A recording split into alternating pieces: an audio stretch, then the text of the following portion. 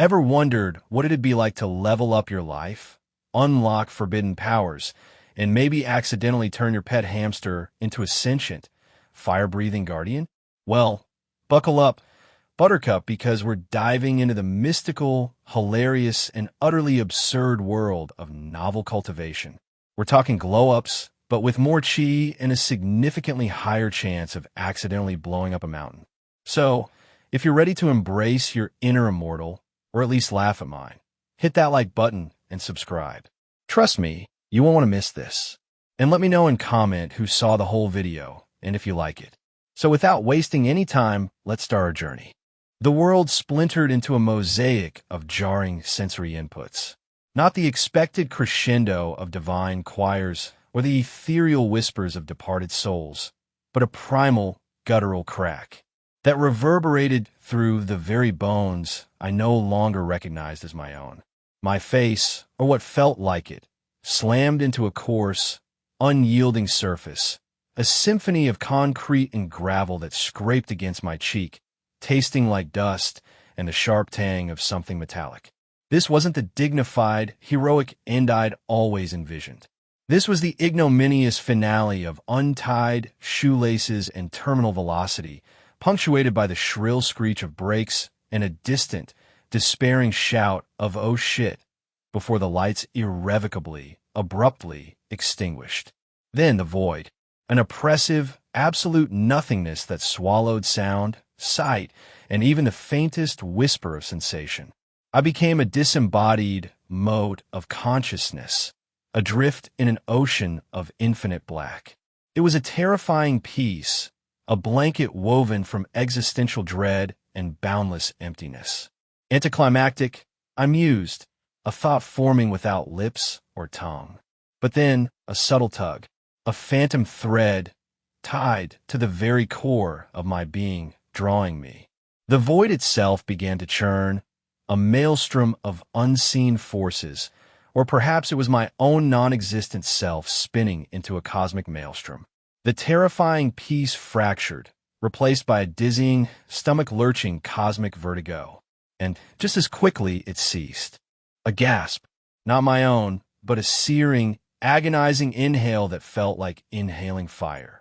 My lungs, taut and unfamiliar, expanded with a painful, crackling sensation. Every nerve ending in this new form tingled, as if struck by a bolt of lightning. My cheek was pressed against something warm and gritty dirt. I could feel its fine particles against my skin, taste its earthy bitterness on my lips. For a fleeting, disorienting moment, the memory of concrete and asphalt returned, a ghost of my recent demise. But the air, it was a revelation, not the exhaust fumes and urban grit of my former life, but a scent so profoundly different it was almost alien. Clean, with an underlying sweetness of unfamiliar blossoms and the sharp, invigorating scent of unknown herbs.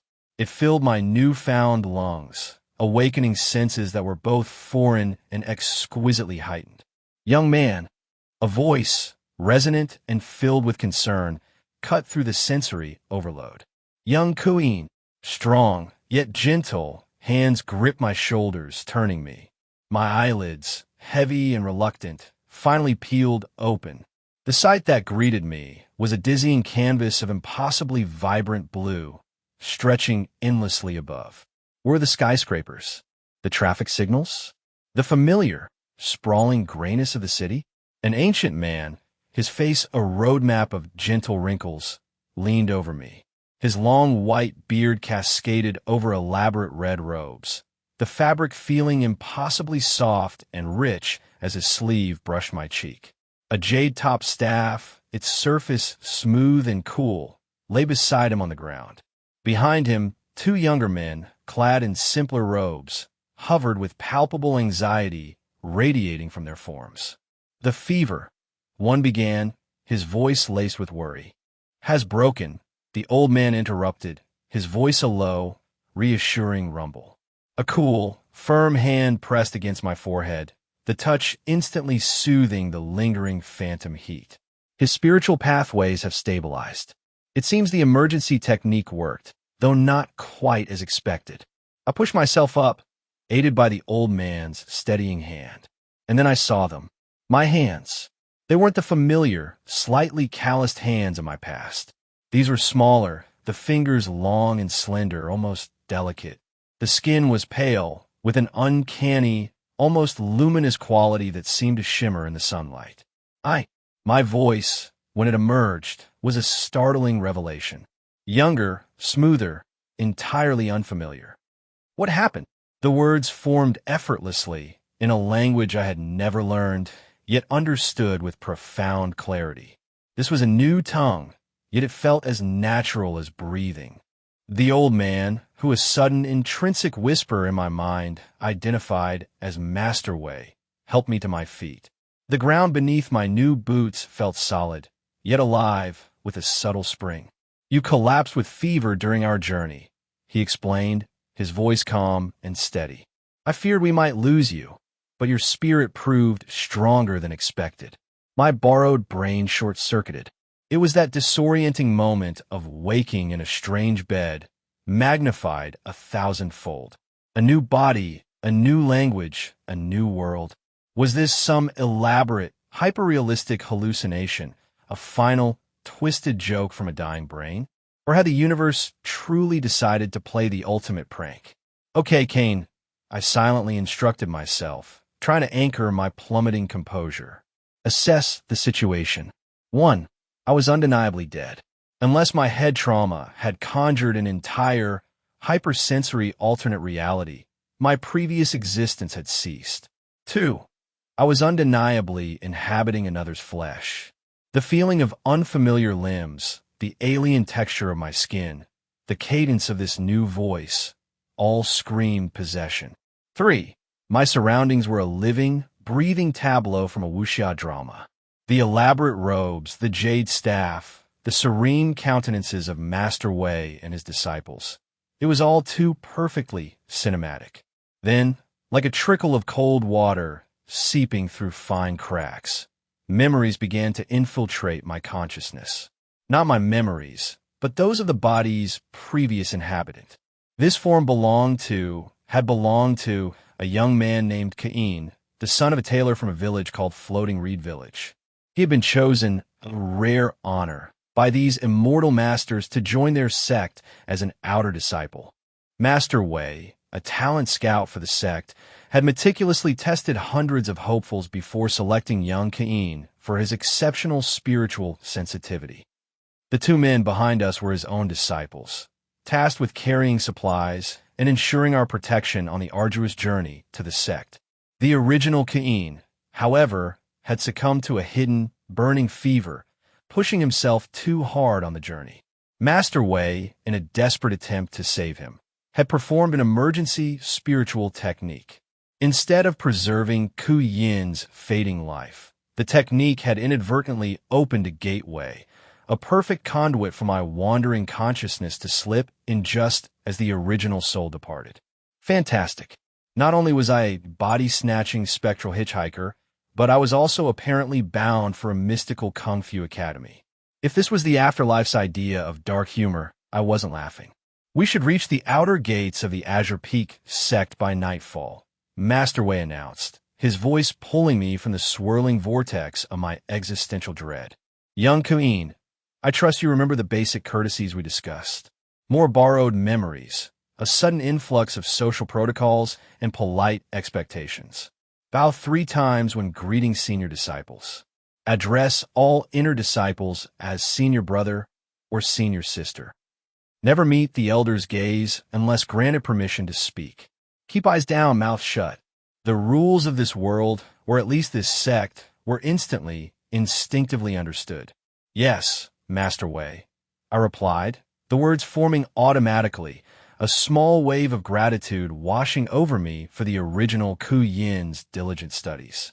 The last thing I needed was to offend someone in a world where spiritual techniques were a tangible reality. We walked in a companionable silence for several hours, the rhythm of our footsteps a soothing counterpoint to the chaotic jumble of my new reality. I sifted through the accumulated memories, processing them. Ke Yin had been 17, a few years my junior. His life, until Master Wei's arrival, had been one of quiet simplicity, assisting his father in the tailor's shop. The test to gauge spiritual potential. It involved holding a mysterious jade pendant and circulating one's breath in a specific pattern. Most had failed to elicit a reaction, but when young Ke Yin had attempted it, the pendant had pulsed with a soft, ethereal blue light. That glow had sealed his fate, and now mine. The landscape subtly shifted around us. The gentle, rolling hills gradually gave way to increasingly steep, rugged terrain. In the distance, majestic mountains clawed at the clouds, their peaks shrouded in an ethereal mist. The air grew thinner, crisper, and I found myself naturally taking deeper, more conscious breaths. The sacred peaks of our sect, Master Wei murmured, observing my gaze. What you see is merely the mortal face of Azure Peak. Its true glory lies in the higher realms, hidden from mundane eyes. I nodded, attempting to convey appropriate awe while internally wrestling with the implications. Higher realms? Mundane eyes? Each answer seemed to birth a dozen new questions. The setting sun cast long, crimson shadows as we finally reached what Master Wei had termed the outer gates. To call them mere gates was a profound understatement. They were colossal walls, stretching at least 50 feet skyward, meticulously carved directly into the mountain face. The stone possessed a peculiar, almost luminous blue-gray hue, adorned with intricate, arcane symbols etched into its surface. Two figures, cloaked in robes similar to Master Wei's, but less ornate, stood guard. They straightened as we approached, offering precise, respectful bows to the old master. Master Wei returns, one intoned, his voice resonating with formal gravitas. We trust your search was fruitful. Indeed, Master Wei replied, a hint of satisfaction in his tone. One suitable candidate, showing promise in the Azure Path. The guards nodded, then performed a fluid, almost ethereal gesture with their hands. With a profound, unearthly silence, the massive gates began to swing inward, defying their immense weight. I fought the urge to gawk, my mind scrambling for explanations. Well-oiled hinges, or something far more, non-mechanical. Beyond the gates, a breathtaking vista unfolded. A sprawling complex of buildings that seemed to defy the very laws of gravity, perched precariously on impossible cliffs, interconnected by delicate, almost gossamer bridges that swayed gently in the wind. Every structure was crafted from the same distinctive blue-gray stone, adorned with elegant, swooping roofs and delicate spires that pierced the swirling clouds above. Welcome, Master Wei announced, his voice imbued with a quiet pride, to the Azure Peak sect, your new home. The word home struck me with the force of a physical blow. The carefully compartmentalized grief and panic I had been suppressing surged forth. My death, my family, my friends, my entire world, it all crashed back into the forefront of my mind.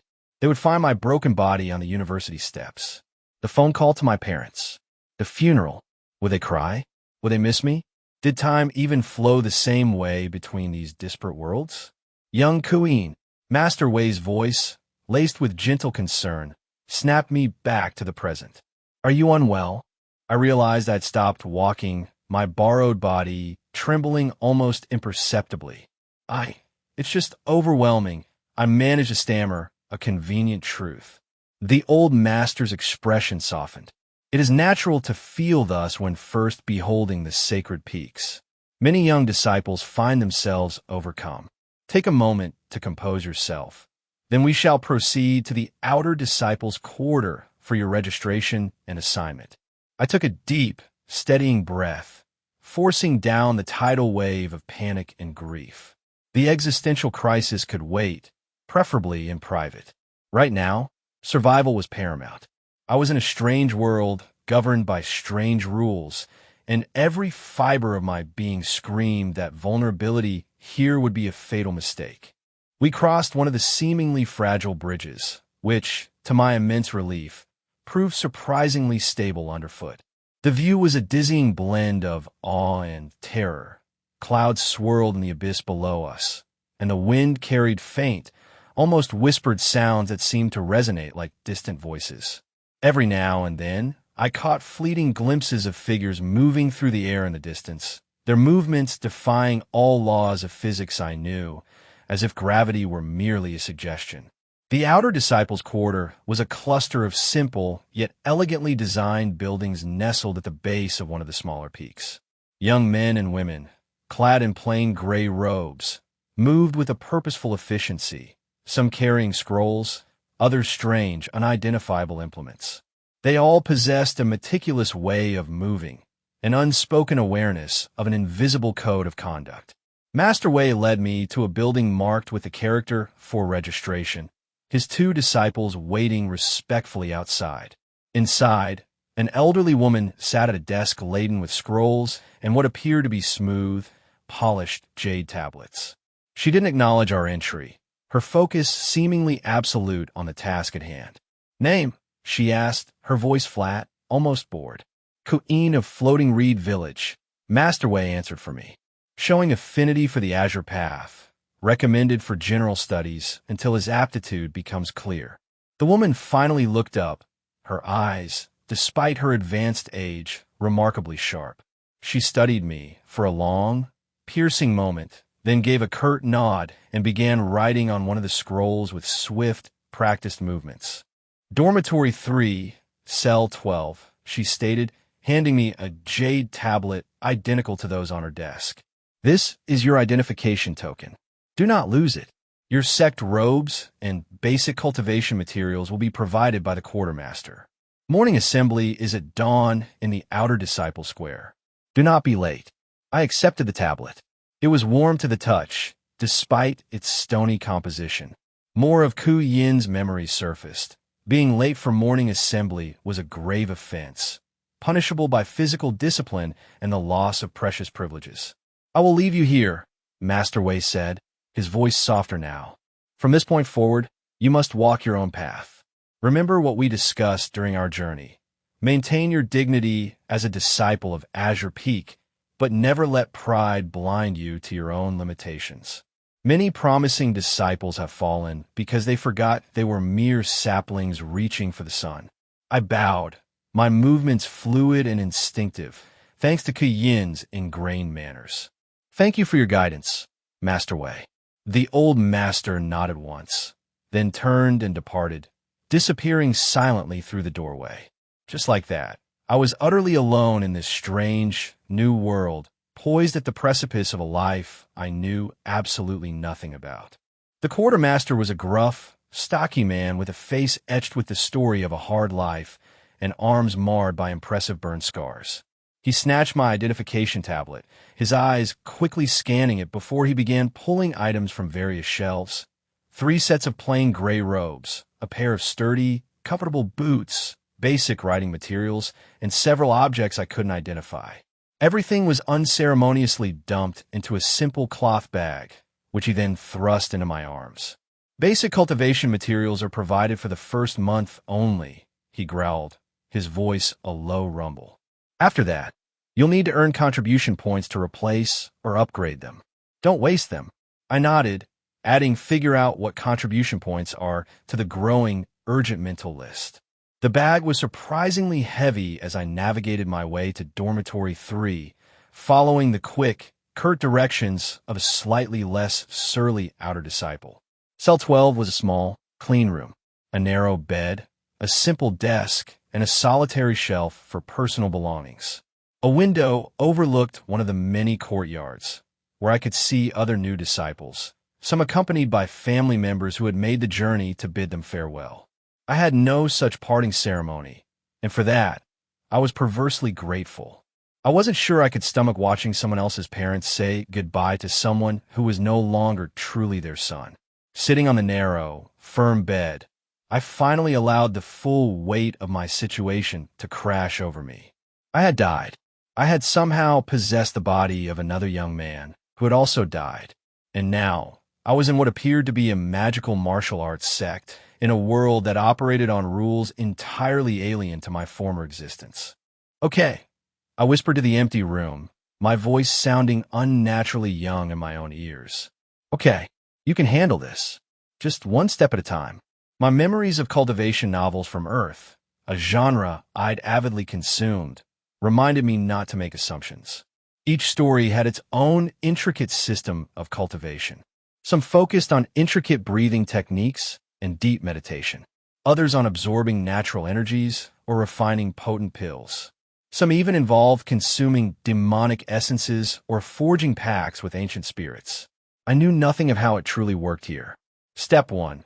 Don't draw any unnecessary attention to myself until I had a firmer grasp of how things truly functioned. Step 2. Absorb every piece of information I could about this new world and the Azure Peak sect. Step 3. Decipher the true meaning of cultivation in this world and figure out how to avoid falling behind. Step 4. Well, Step 4 would reveal itself when the time came.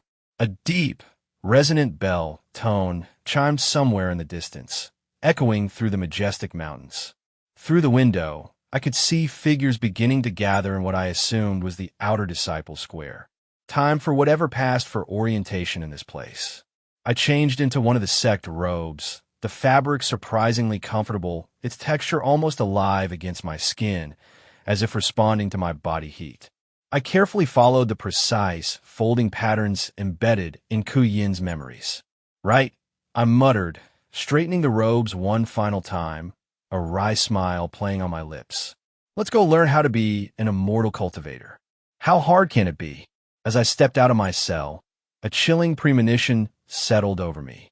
I had a feeling I was about to find out exactly how hard it could be. But then, I was already dead. What was the worst that could happen? In retrospect, that was probably the most ill-advised question to ask in a world where seemingly anything was possible. The sun was now a fiery orb sinking behind the sacred peaks of Azure Peak sect, casting long, ethereal shadows across the courtyards. Within those shadows, I could almost swear I saw things moving, shapes that defied the very laws of physics I once knew. Above, the clouds continued their eternal dance around the majestic mountain peaks, and somewhere in the vast distance, a plaintive, haunting melody drifted on the wind from a hidden flute, its notes carrying impossible distances, weaving a subtle, magical tapestry in the twilight air. The outer disciples' square was precisely what its name implied. A vast courtyard paved with the same ubiquitous blue-gray stone that seemed to form the very bedrock of this sect. However, the name failed to capture the sheer scale of the place, or the palpable nervous energy emanating from the hundreds of teenagers attempting to project an air of competence they likely didn't possess. I found a spot near the rear of the assembled crowd, attempting to emulate the straight-backed, hands clasped behind-back stance that appeared to be the default posture. The original Ke Yin's memories provided a vague guide, like watching a tutorial video without the benefit of muscle memory. Still, I adhered to the adage, fake it till you make it. Seniors approaching, a hushed voice announced, and the nervous shuffling of the crowd abruptly ceased. 5 figures emerged from one of the larger buildings overlooking the square. Unlike our plain gray robes, their blue robes were adorned with intricate patterns that seemed to shimmer and shift in the fading daylight. They moved with a fluid, almost ethereal grace, as if gliding on air rather than walking. The lead figure was a woman who appeared to be in her 30s, though an intuitive sense told me that appearances could be deceiving in this world. Her hair was styled in an elaborate updo, secured by what looked like delicate silver needles. Her robes bore additional white patterns, distinguishing her as the leader of the group. "I am Senior Sister Lu," she announced, her voice resonating across the square with effortless clarity, despite her seemingly normal volume. "I oversee the training of outer disciples. You stand here because you have shown potential, but potential alone is meaningless. Your ascent or descent, your success or failure, your very survival, all will hinge on your own efforts." A cheerful introduction. "Tomorrow, you will begin your formal introduction to the arts of cultivation," she continued. "Tonight, you will receive your first lesson in what it truly means to be a disciple of Azure Peak sect." Junior Brother Chun, proceed. One of her companions, a man with a stern, angular face, stepped forward and executed a precise gesture with his hands. Suddenly, the air around us grew heavy, as if the atmospheric pressure had doubled. A collective gasp rippled through the crowd. I found myself struggling to breathe, my knees threatening to buckle under an unseen, crushing weight.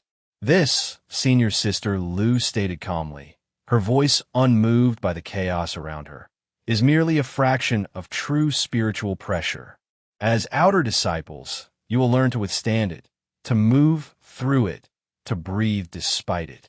Those who cannot," she shrugged elegantly, the gesture conveying a wealth of unspoken consequences. "Well, the mortal world always has a demand for merchants and farmers." The pressure intensified. To my left, someone collapsed to their knees, their face contorted in pain. I gritted my teeth, forcing myself to remain standing through sheer stubbornness and a healthy dose of fear. My entire body felt as if it were being compressed by an invisible vice. "Interesting," I heard Senior Sister Lu murmur, her voice somehow audible despite the distance and the cacophony of gasps and groans. "A few show promise." After what felt like an eternity, but was likely only a few minutes, the oppressive pressure vanished as abruptly as it had appeared. I nearly stumbled from the sudden release, catching myself at the last moment. Around me, others were less fortunate, sprawling on the stone courtyard as their legs gave way. "Those still standing, step forward," Senior Sister Lu commanded. Her tone brooked no argument. I glanced around. Out of what must have been 300 new disciples, only about 20 of us remained on our feet. We formed a ragged line before the seniors, attempting to mask the lingering effects of the ordeal. "Your dormitory assignments are changed," she announced, her gaze sweeping over us. "You will be moved to Dormitory 1. This is not a reward.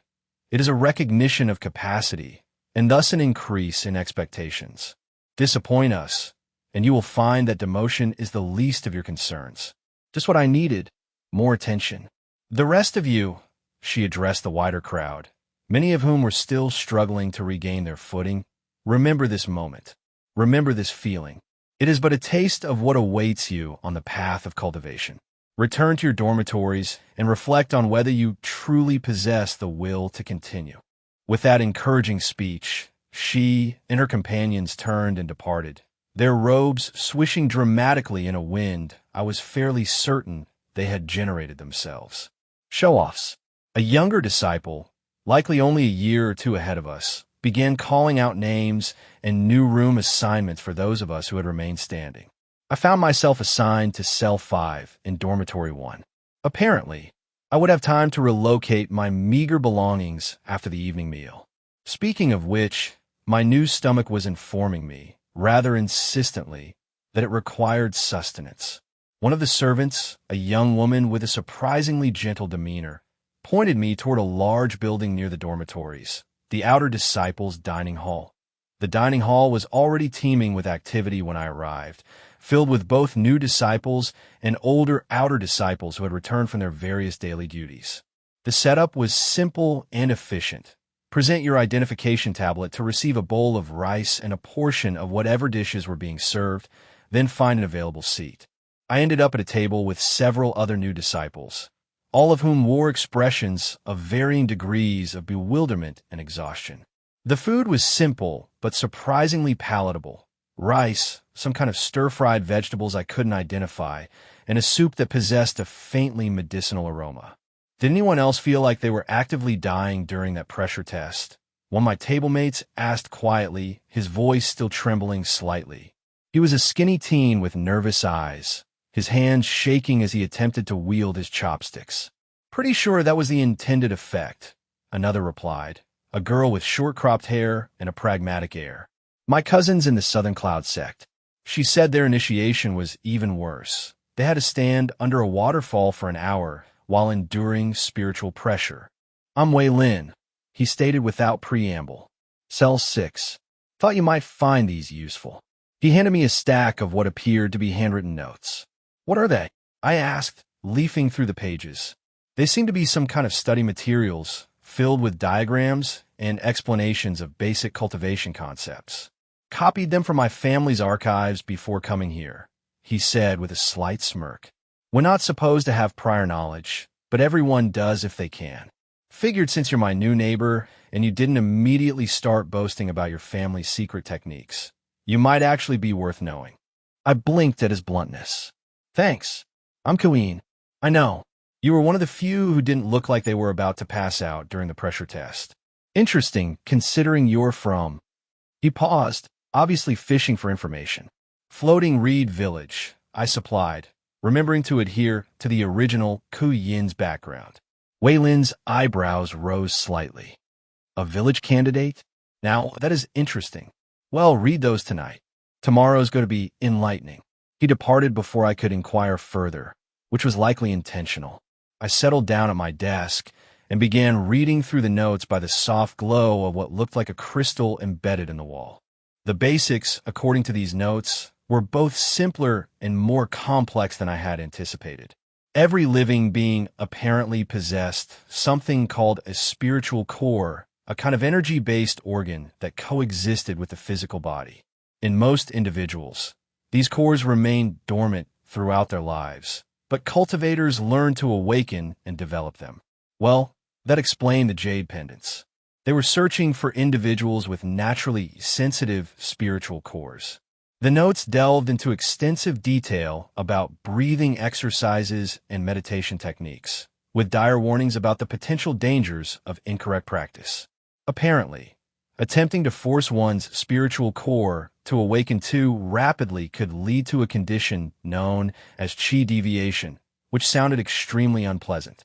I was engrossed in a passage about the importance of maintaining mental clarity during meditation when another bell chimed, curfew. I changed into the sleeping robes provided with my sect outfit and lay down on the narrow bed. Sleep proved elusive. Every time I closed my eyes, I was bombarded with vivid flashes of my death. The concrete rushing up to meet me, the sudden, all-encompassing darkness, the chilling emptiness of the void. A part of me still struggled to accept the reality of my situation.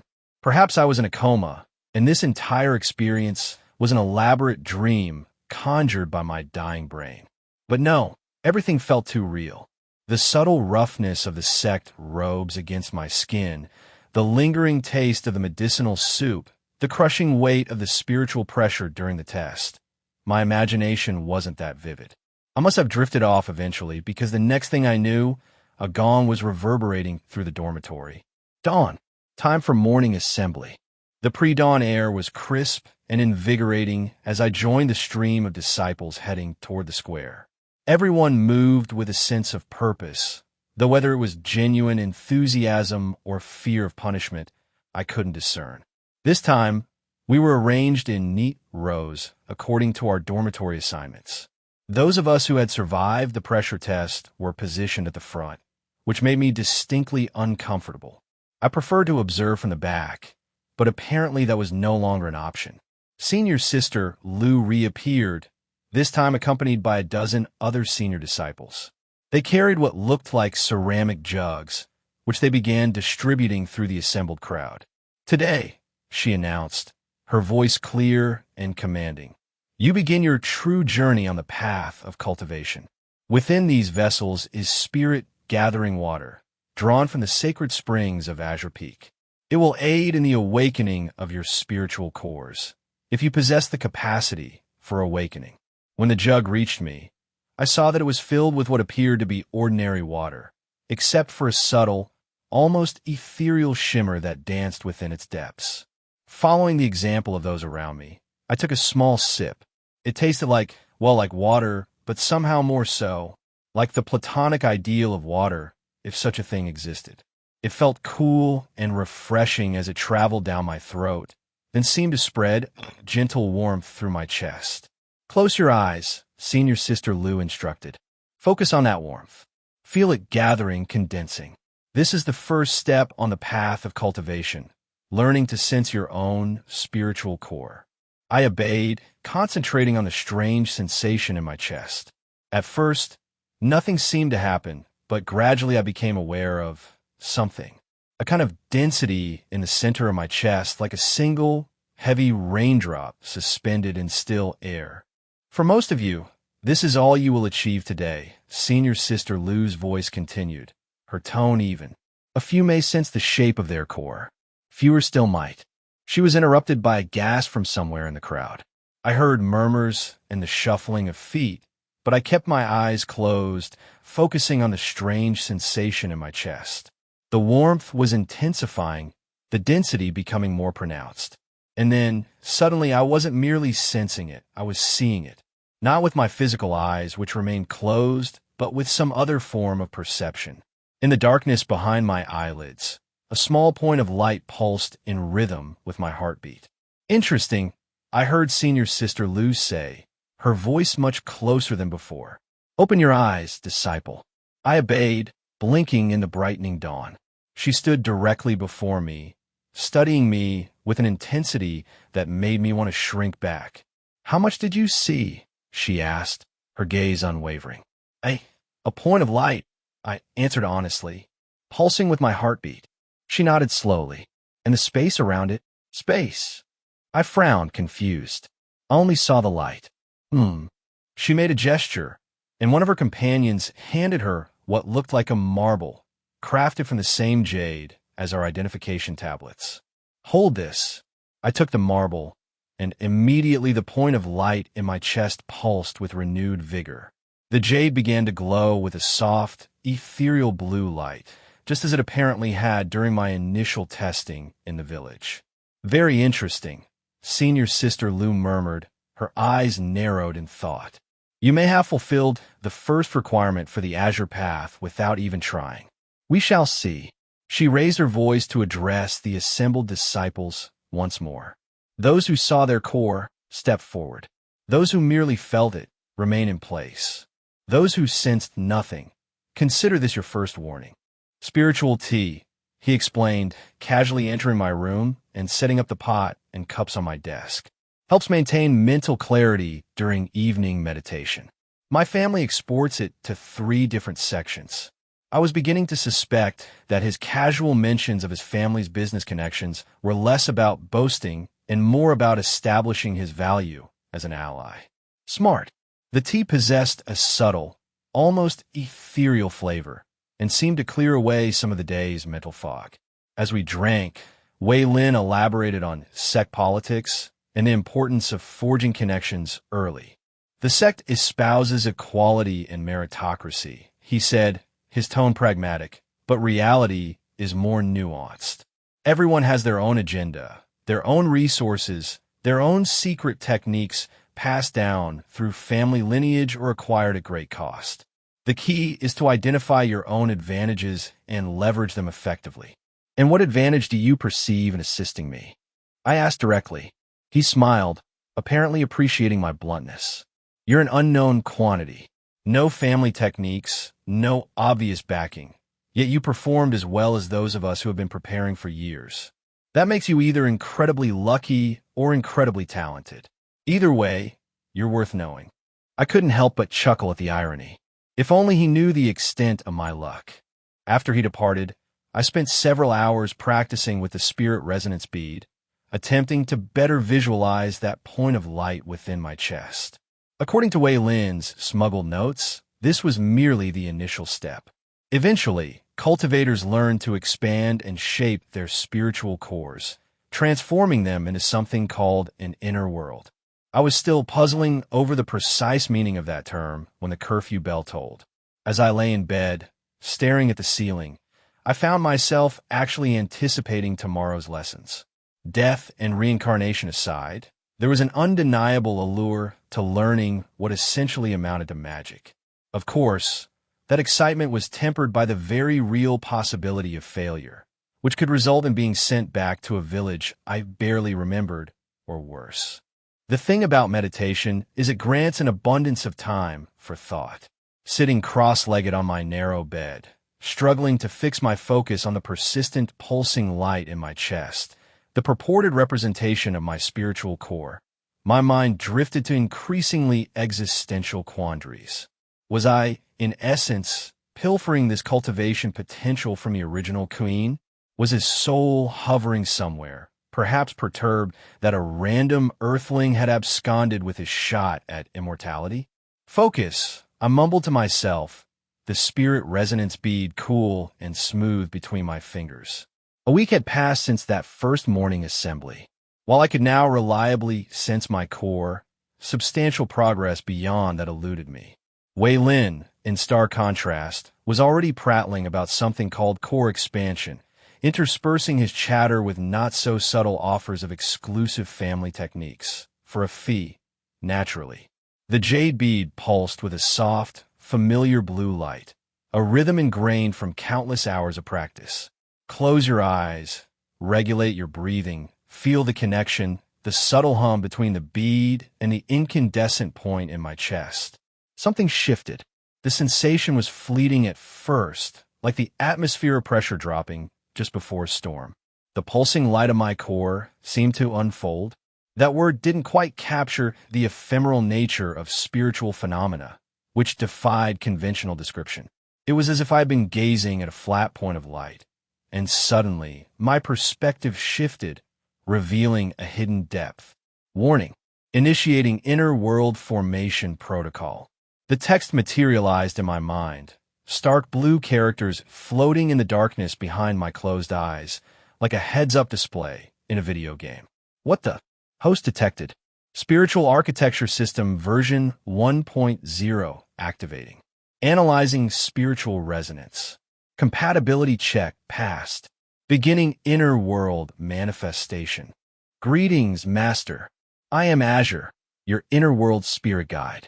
I was formed from the resonance between your spiritual core and the system's activation. I will assist you in developing and maintaining your inner world. Well, that was surprisingly endearing, actually. Hello, Azure. I'm Kane. So, you're like a spiritual AI? Azure tilted his head, a gesture both childlike and profoundly ancient. I do not know what AI is, Master. I am a manifestation of your inner world's natural organizing principle, shaped by the system's influence. I can help you understand the various metrics and features available to you, and assist with implementing changes to the inner world structure. That explanation spawned a torrent of questions, but I decided to prioritize the practical for now. What should I be doing to develop this space? According to the system's analysis, the most efficient first step would be establishing proper energy circulation. Azure explained, waving a hand to conjure intricate, glowing blue diagrams in the void. Your current spiritual energy intake is unstructured. By implementing basic circulation patterns, we can increase energy density and begin expanding the available space. New task available. Establish basic energy circulation. Reward: increased energy efficiency, potential space expansion. Difficulty: beginner. The system can provide real-time feedback on your circulation attempts. Azure added helpfully, his luminous eyes twinkling. Would you like a try? I was about to agree when a distant sensation, a gentle but insistent shaking of my physical body, registered. Right, I'm still supposed to be meditating in my room. Exit inner world, I thought quickly. Warning: first time setup not complete. Continue later? Progress will be saved. Yes, save and exit. I opened my physical eyes to find Wei Lin hovering over me, a concerned furrow in his brow. Finally, you've been completely unresponsive for almost an hour. Did you reach core condensation already? What? No, I was just meditating deeply. I attempted to sound casual, but my mind was a whirlwind of frantic thoughts. An hour? It felt like mere minutes inside that vast, empty space. Wei Lin looked skeptical, but, to my relief, didn't press the issue. Well, you missed dinner. I brought you some congee. Can't cultivate on an empty stomach. Thanks. I accepted the bowl, the warm ceramic solid and grounding in my hands as I tried to process the surreal events. A system-assisted inner world with its own spiritual AI companion. This felt like a cosmic cheat code, though whether it was a boon or a new complication remained to be seen. You're developing faster than expected, Wei Lin commented, his gaze shrewd as I ate. My family has some techniques that could help, you know. Nothing too expensive for a friend. I nodded absently, only half listening to his increasingly elaborate sales pitch. My focus was on the faint, persistent presence I could now feel nestled within my spiritual core, Azure, waiting patiently in the newly formed inner world, ready to resume our tutorial whenever I was prepared. This changed everything. The critical question was, how to keep it a profound secret while simultaneously exploiting its full potential. Actually, I said, cutting off Wei Lin's escalating pricing structure. I think I need to focus on the basics for now. But I really appreciate the offer. He looked mildly disappointed, but ultimately unsurprised. Suit yourself. Just remember, resources and connections make all the difference in cultivation. Raw talent only gets you so far. If he only knew. That night, after the curfew bell had chimed and silence settled over the dormitory, I resumed my meditation, eager to explore this groundbreaking development. The transition into my inner world was notably smoother this time, less disorienting. Welcome back, Master. Shall we continue the setup process? Azure materialized, appearing exactly as he had before. The void around us seemed subtly more structured somehow, though it remained essentially empty. Let's do it, I agreed, a surge of anticipation running through me. Show me how to establish proper energy circulation. Initiating basic circulation tutorial. Step 1. Visualize energy flow paths.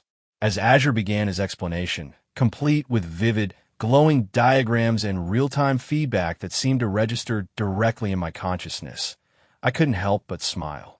Perhaps dying and being unexpectedly reincarnated wasn't the absolute worst fate that could have befallen me after all.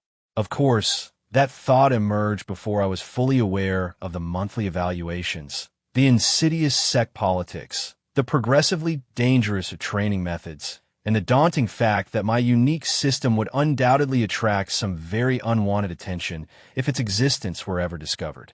But hey, one crisis at a time, right? At least I had a remarkably helpful and surprisingly endearing spiritual AI to guide me through it all. Basic tutorial beginning. Loading. Please wait. Keeping a secret in a sect teeming with cultivators felt as feasible as concealing a penguin amidst a flock of peacocks. Every gaze, every whispered conversation seemed to dissect, analyze, and seek out advantage or weakness. And here I was, attempting to mask the existence of what amounted to a spiritual video game interface in my own mind. Your energy circulation is improving, young brother Ke Yin, senior sister Lu observed during morning practice, her voice carrying a subtle note of intrigue. Though your method is unconventional, I fought the urge to visibly flinch. Unconventional how, senior sister?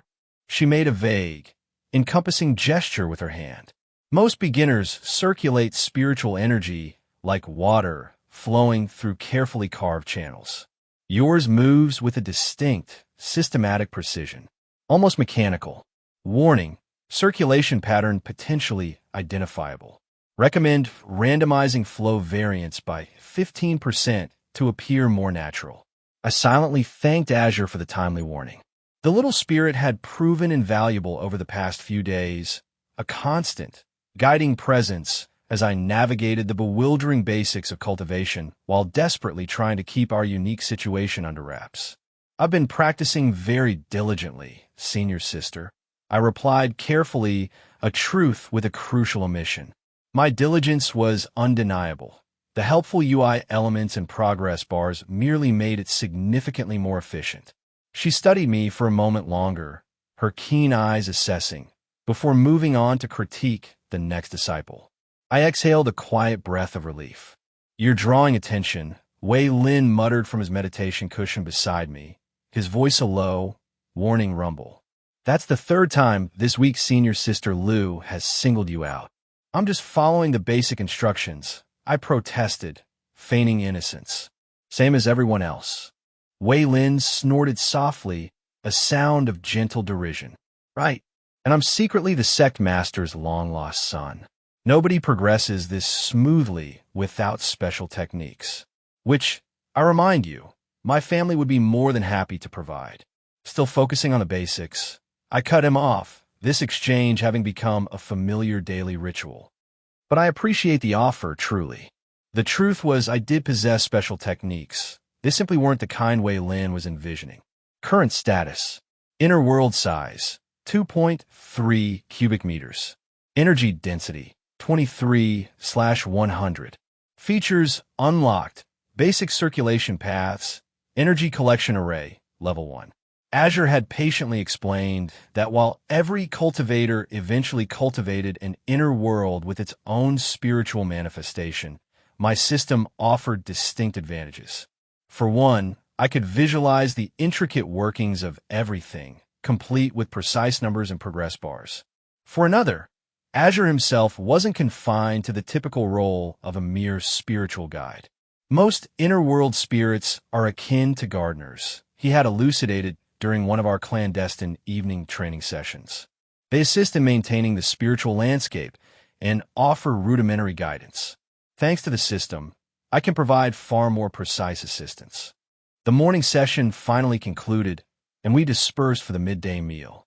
I had just settled down with my bowl of rice when a sudden commotion erupted near the dining hall entrance. Inner disciples. The warning spread like wildfire, and everyone instinctively scrambled to their feet, bowing in unison as a group of older disciples entered. Their robes, unlike our plain gray, were strikingly elaborate, with patterns that seemed to ripple like water catching the sunlight. Well, one of them drawled, his gaze sweeping the crowded room. So, these are the new outer disciples everyone's been chattering about. I kept my head bowed, diligently recalling the strict warnings about proper sect etiquette. Despite my lowered gaze, I was acutely aware of the palpable spiritual pressure that radiated from the inner disciple, filling the room like a heavy, suffocating fog. Warning: elevated spiritual pressure detected. Recommended action: maintain steady circulation to prevent energy disruption. Current resistance, 45%. Thanks, Azure. Very helpful. You there? The inner disciple's voice cut through the air, sharp and direct. The one with the unusually steady spiritual resistance. Look up. Oh no. I slowly raised my head, meeting his gaze. He was younger than I had anticipated, likely only a few years my senior, but his eyes held the undeniable weight of significant cultivation. What's your name? He demanded, his voice devoid of warmth. Ke Yin, outer disciple. I replied formally, my voice steady despite the tremor in my hands. A floating reed village. A village recruit? He raised an eyebrow, a faint smirk playing on his lips. Interesting. Your spiritual energy is unusually structured for someone without a cultivation background. Warning: attention level rising. Recommend activating spiritual camouflage protocol. Note: this will reduce cultivation efficiency by 20%, but make energy patterns appear more natural.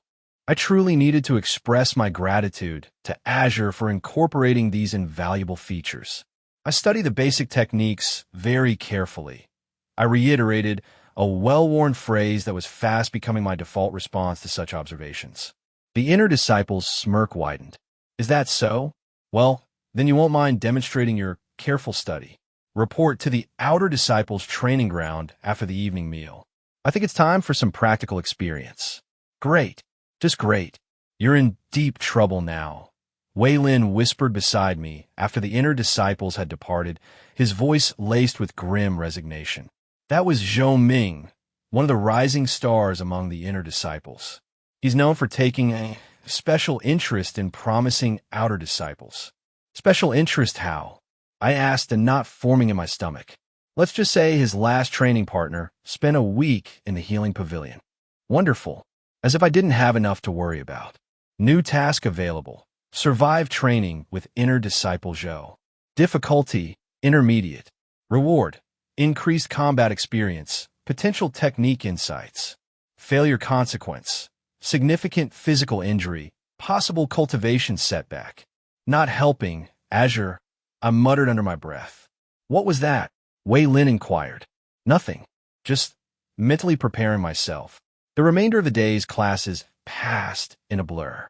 I attempted to focus on the lecture concerning spiritual beast classification, but my mind inexorably gravitated toward the evening's impending training session.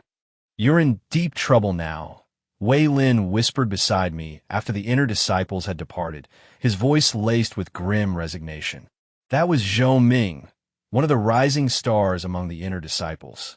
He's known for taking a special interest in promising outer disciples. Special interest how? I asked, and not forming in my stomach. Let's just say his last training partner spent a week in the healing pavilion. Wonderful. As if I didn't have enough to worry about. New task available. Survive training with inner disciple Zhou. Difficulty, intermediate. Reward, increased combat experience, potential technique insights. Failure consequence, significant physical injury, possible cultivation setback. Not helping, Azure, I muttered under my breath. What was that? Wei Lin inquired. Nothing. Just mentally preparing myself. The remainder of the day's classes passed in a blur. I attempted to focus on the lecture concerning spiritual beast classification, but my mind inexorably gravitated toward the evening's impending training session. Would you like to review combat applicable features? Azure's voice materialized in my thoughts during a brief meditation break. I have combat features? I thought back at him surprised. Basic ones, yes. The system includes fundamental martial analysis capabilities. I can provide real-time feedback on energy flows and movement patterns. It won't make you an instant combat expert, but it might help you avoid the worst outcomes. Well, that was something at least. Evening descended far too swiftly. I made my way to the training ground, attempting to ignore the small, curious crowd that had already gathered to witness the spectacle. Apparently, word of Zhou Ming's interest in the village prodigy had spread. Ah, you actually came, Zhou Ming said, standing in the center of the practice ring, his voice dripping with condescension. I half expected you to cower in your dormitory. You honored me with your instruction, inner disciple Zhou. I replied carefully, adhering strictly to proper etiquette. How could I refuse? He smirked. Such proper manners. Let's see if your cultivation is as refined as your courtesy. Attack me. I blinked. I'm sorry. Attack me. He repeated, his tone sharpening. Show me these basic techniques you've studied so carefully. Don't worry. I'll restrict my cultivation to the first level of qi condensation. That should give you a fighting chance, maybe. A collective murmur rippled through the gathered crowd, a mixture of excitement and pity. Even with him deliberately holding back, this was akin to pitting a kindergartner against a seasoned professional fighter. Analyzing opponent. Detected cultivation level. Qi condensation stage 6, currently suppressed to stage 1. Combat style. Mountain Maker. Recommended strategy. Maintain distance. Focus on defensive movements. Conserve energy. Today would be nice, Zhou Ming called out, his voice laced with mockery. Well, there was no escaping it. I settled into the basic martial stance we had been taught, feeling my spiritual energy respond to the system's optimized circulation patterns. Combat mode activated, enabling real-time analysis. Movement prediction algorithms online. I moved forward cautiously, launching a basic palm strike, the most fundamental of offensive movements any cultivator would know. Zhou Ming didn't even bother to dodge. He simply stood there as my attack rebounded off his spiritual pressure as if it had struck an impenetrable wall. Pathetic, he sneered. Is that truly all you've learned? Here, allow me to demonstrate. His counterattack was a blur, a flash of motion like lightning. One moment he was stationary, the next his palm was hurtling directly toward my chest. Incoming attack pattern detected. Recommended action. 45-degree pivot. Redirect force downward. I moved instinctively, my body responding instantly to the system's guidance. Zhou Ming's palm strike sliced past me, close enough that I felt the raw, spiritual energy crackle along my robes. The crowd's whispers grew louder, a swell of astonished murmurs. Even Zhou Ming looked momentarily surprised, a flicker of genuine shock in his eyes. Better, he conceded, a grudging admission, but still not good enough. The next few minutes were a brutal, humbling lesson, system assistance or not. Zhou Ming's attacks came from impossible angles, each one carrying enough latent force to send me hurtling if they connected directly. The best I could manage was a partial deflection, transforming direct hits into glancing blows that still sent jolts of pain through my borrowed body. Warning: energy reserves at 47%. Multiple bruising detected. Recommendation: implement emergency withdrawal strategy. I haven't even begun using techniques yet. Zhou Ming taunted, his breathing barely disturbed, his composure infuriatingly unruffled. Shall we move beyond basic movements?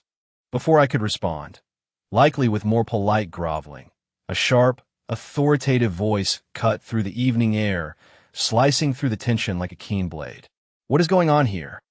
Senior Sister Lu stood at the edge of the training ground, her expression stormy, her presence radiating a chilling disapproval. The gathered crowd immediately began to disperse, melting away like mist. Just some friendly practice, Senior Sister, Zhou Ming said smoothly, his tone shifting instantly from mocking to deferential. Testing the new disciple's progress. Is that so? Her gaze swept over my disheveled appearance, lingering on what were undoubtedly numerous bruises. And did you gain the insights you sought sparring someone 5 substages below you, inner disciple Zhou? An unspoken communication, a silent understanding, passed between them, completely bypassing my battered head. Finally, Zhou Ming bowed slightly, a gesture of grudging respect. Indeed, Senior Sister, the outer disciples show potential. With proper guidance, of course. Of course, she replied coolly, her voice laced with unspoken meaning. I'm sure you have more important matters to attend to. Zhou Ming took the diplomatic dismissal for what it was. He gave me one last, measuring look before departing, his robes swishing dramatically. Show off. Report to the healing pavilion, Senior Sister Lu instructed me, her voice now directed solely at me. Then return to your dormitory and reflect on this experience. I bowed, wincing as the movement pulled at my sore muscles. Yes, Senior Sister. Thank you for your timely arrival. A ghost of a smile, fleeting and almost imperceptible, touched her lips. Timely? I've been watching for the past 10 minutes. You survived longer than expected against a superior opponent while maintaining remarkable spiritual control. That itself is a valuable lesson, wouldn't you say? She turned and walked away before I could formulate a response, leaving me to ponder her words amidst the fading twilight. Combat analysis complete. Performance rating, C+. Areas for improvement. Energy efficiency, 42% optimal. Attack timing, 63% optimal. Defensive positioning, 71% optimal. New skills unlocked. Basic combat analysis. Movement prediction, level 1, a C+. I thought indignantly at Azure as I limped toward the healing pavilion. I survived against an inner disciple. Technically, you survived against an inner disciple deliberately holding back to an enormous degree, Azure pointed out, his tone perfectly neutral. But you did exceed base survival expectations by 47%, so that's something. Great. Even my spiritual AI assistant was a critic. A detailed, three-dimensional replay of the fight shimmered into existence in the void, displaying the confrontation from multiple angles. I could now clearly discern the numerous openings I had inadvertently created, the surprising inefficiency of some of my movements, even with the system's initial guidance. Can we use this to improve? I inquired, a flicker of hope rising within me. Azure nodded, his silver hair shimmering. The system can help optimize your responses based on this data. It won't instantly transform you into an expert fighter, but it should help you avoid the worst mistakes next time. Next time? There's going to be a next time? Given your observed rate of cultivation progress and the political dynamics within the sect, the probability of future combat encounters is approximately 89%. Azure reported cheerfully, his tone incongruously bright. That was a rhetorical question. Oh, should I disable probability calculations for rhetorical questions? I sighed. No, keep them. They might be useful. What should we focus on for now? Given current resources and training requirements, I recommend continuing to perfect basic circulation while gradually incorporating combat movement patterns. Once we achieve optimal efficiency, we can begin expanding the inner world space and implementing more advanced features. That sounded reasonable, a logical progression. I was about to agree when a nagging thought surfaced. Azure, what exactly are you? I mean, I know you're my inner world spirit, but you seem different from how the lectures describe spiritual manifestations. He tilted his head, considering my question with a thoughtful expression. I am a unique existence, created by the interaction between your transmigrated soul, this world's spiritual systems, and the system interface. I possess aspects of a traditional inner world spirit. Yes, but also elements of what you call artificial intelligence. Here's the thing they don't tell you about cultivation in all those ancient texts and flowery manuals. It's expensive. Really expensive. Sure, you can technically cultivate with nothing but your own spiritual energy and determination, but that's like trying to build a house with just your bare hands. Theoretically possible, practically stupid. Attention, outer disciples. Senior Sister Lu's voice cut through the morning mist, crisp and clear. Today we will discuss the sect's contribution point system and resource allocation procedures. Finally, after 2 weeks of rudimentary basic training, we were getting to what Wei Lin colloquially referred to as the real foundation of cultivation. System update. Resource management interface unlocked. New features available. Resource tracking. Efficiency calculations. Exchange rate optimization Azure materialized in my inner world, which had now expanded to a surprisingly cozy 3.5 cubic meters of space, complete with rudimentary energy circulation paths. This should help you keep track of everything, Master, he chirped. Today you begin earning your keep, Senior Sister Lu continued, her gaze sweeping over the eager faces before her. Every outer disciple is expected to contribute to the sect while pursuing their cultivation. Tasks range from herb gathering and formation maintenance to assisting with sect security and running errands for inner disciples.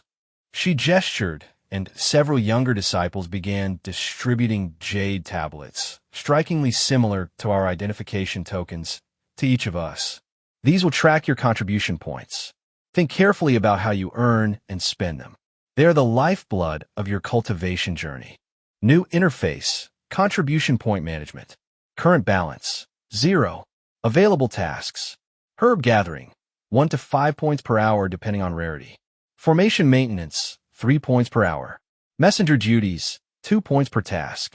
Combat practice assistant, 5 points per session. I examined my tablet as Senior Sister Lu meticulously explained the various avenues for earning and spending points. The system's interface, ever helpful, was already organizing everything into neat categories, complete with efficiency ratings. The most basic spiritual resources available to outer disciples are priced as follows. Senior Sister Lu continued, her voice clear and precise. Spirit stones, 10 points each. Basic cultivation pills, 30 points. Spiritual herbs, varying prices based on grade and rarity. Access to special training areas, 20 points per hour. Resource analysis, recommended initial focus. Spirit stones, essential for inner world development. Basic energy condensation pills, optimize cultivation speed. Estimated points needed for optimal monthly progress, 500. That's a lot of points, I thought to Azure, a touch of dismay in my mental voice. Indeed, Master. Most outer disciples struggle to earn 200 to 300 points per month while maintaining their cultivation schedule. Wonderful, because I didn't have enough to worry about already. Additionally, Senior Sister Lu announced, you may now purchase sect manuals and technique scrolls appropriate for your cultivation level. Basic techniques cost 50 points. More advanced methods will become available as you progress. Wei Lin nudged me, a conspiratorial glint in his eye. My family's techniques are much more reasonable, he whispered. Only 40 points for beginners. Still focusing on basics, I muttered back automatically a practiced response. After the comprehensive explanation, we were granted the afternoon to explore the various task options and begin earning points. I found myself drawn to one of the sect's sprawling herb gardens, armed with a rudimentary guide to spiritual plants and a small, empty gathering basket. "That's not purple heartgrass," an amused voice interjected, just as I confidently reached for what I believed was my first valuable herb, a prime opportunity for contribution points. I looked up to find a girl about my age watching me, poorly concealed mirth dancing in her eyes. Her outer disciple robes were pleasantly stained with dirt and faint green smudges, suggesting she spent a considerable amount of time in these gardens. "It's not," I stammered, feeling foolish. "That's common heartweed. Similar appearance, but completely useless for cultivation. Purple heartgrass, on the other hand, has a faint spiritual glow and distinctly three-pointed leaves." She pointed to a nearby plant that, indeed, possessed a subtle, unmistakable purple luminescence. Lin Mei, her garden section 2 supervisor. Ke Yin, I introduced myself, extending a hand. "A complete novice at herb gathering, as you've so accurately observed." She laughed, a bright, clear sound. "Most new disciples are. They all burst in here, eager to jump into combat training and profound techniques, but inevitably end up here when they realize how many points they truly need." Plant analysis activated. Scanning local flora, identifying valuable specimens. "Thank you, system."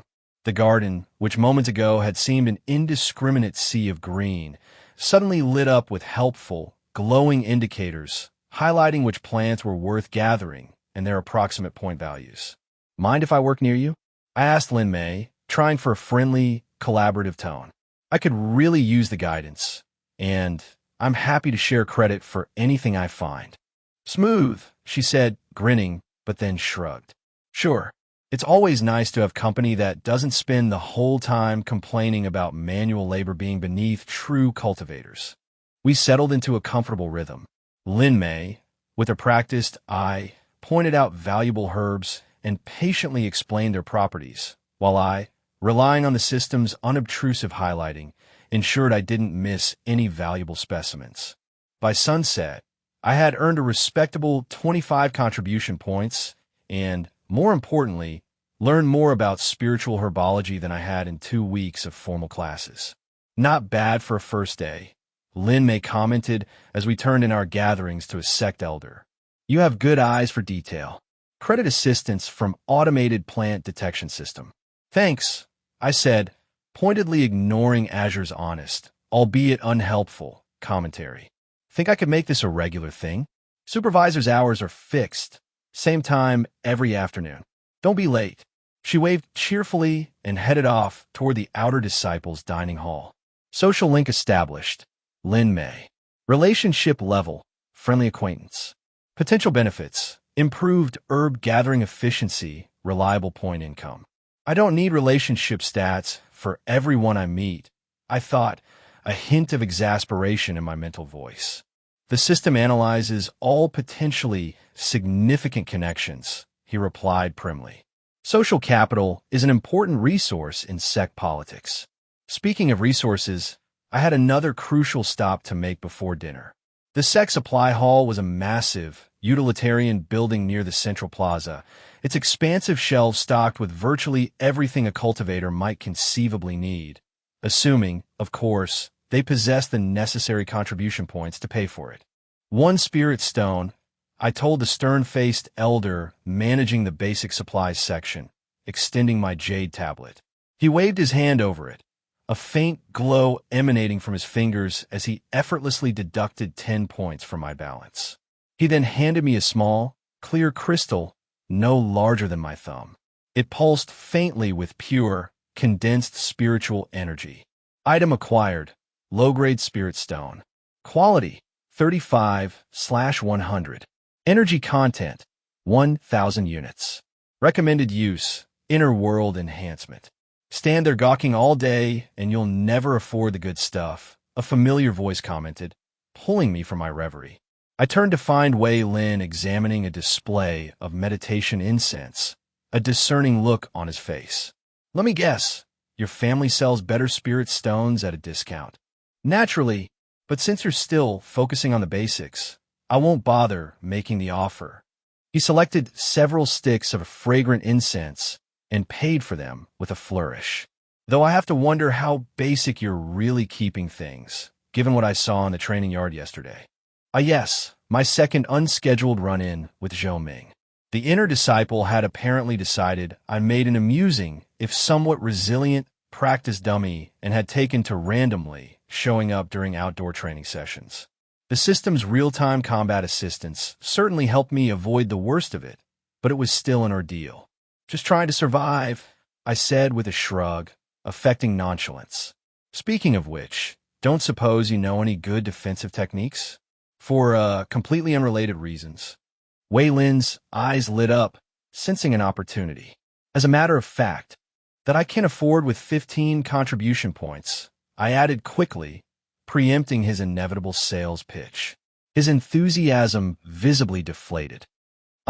In that case, no. Though if you're interested in a payment plan. Still focusing on basics. He threw up his hands in mock frustration. Your funeral. Again. Back in my room that evening, I examined my newly acquired spirit stone while reviewing the day's lessons, both formal and informal. Ready to begin enhancement procedures? Azure asked, materializing in my inner world. The space had developed nicely over the past weeks.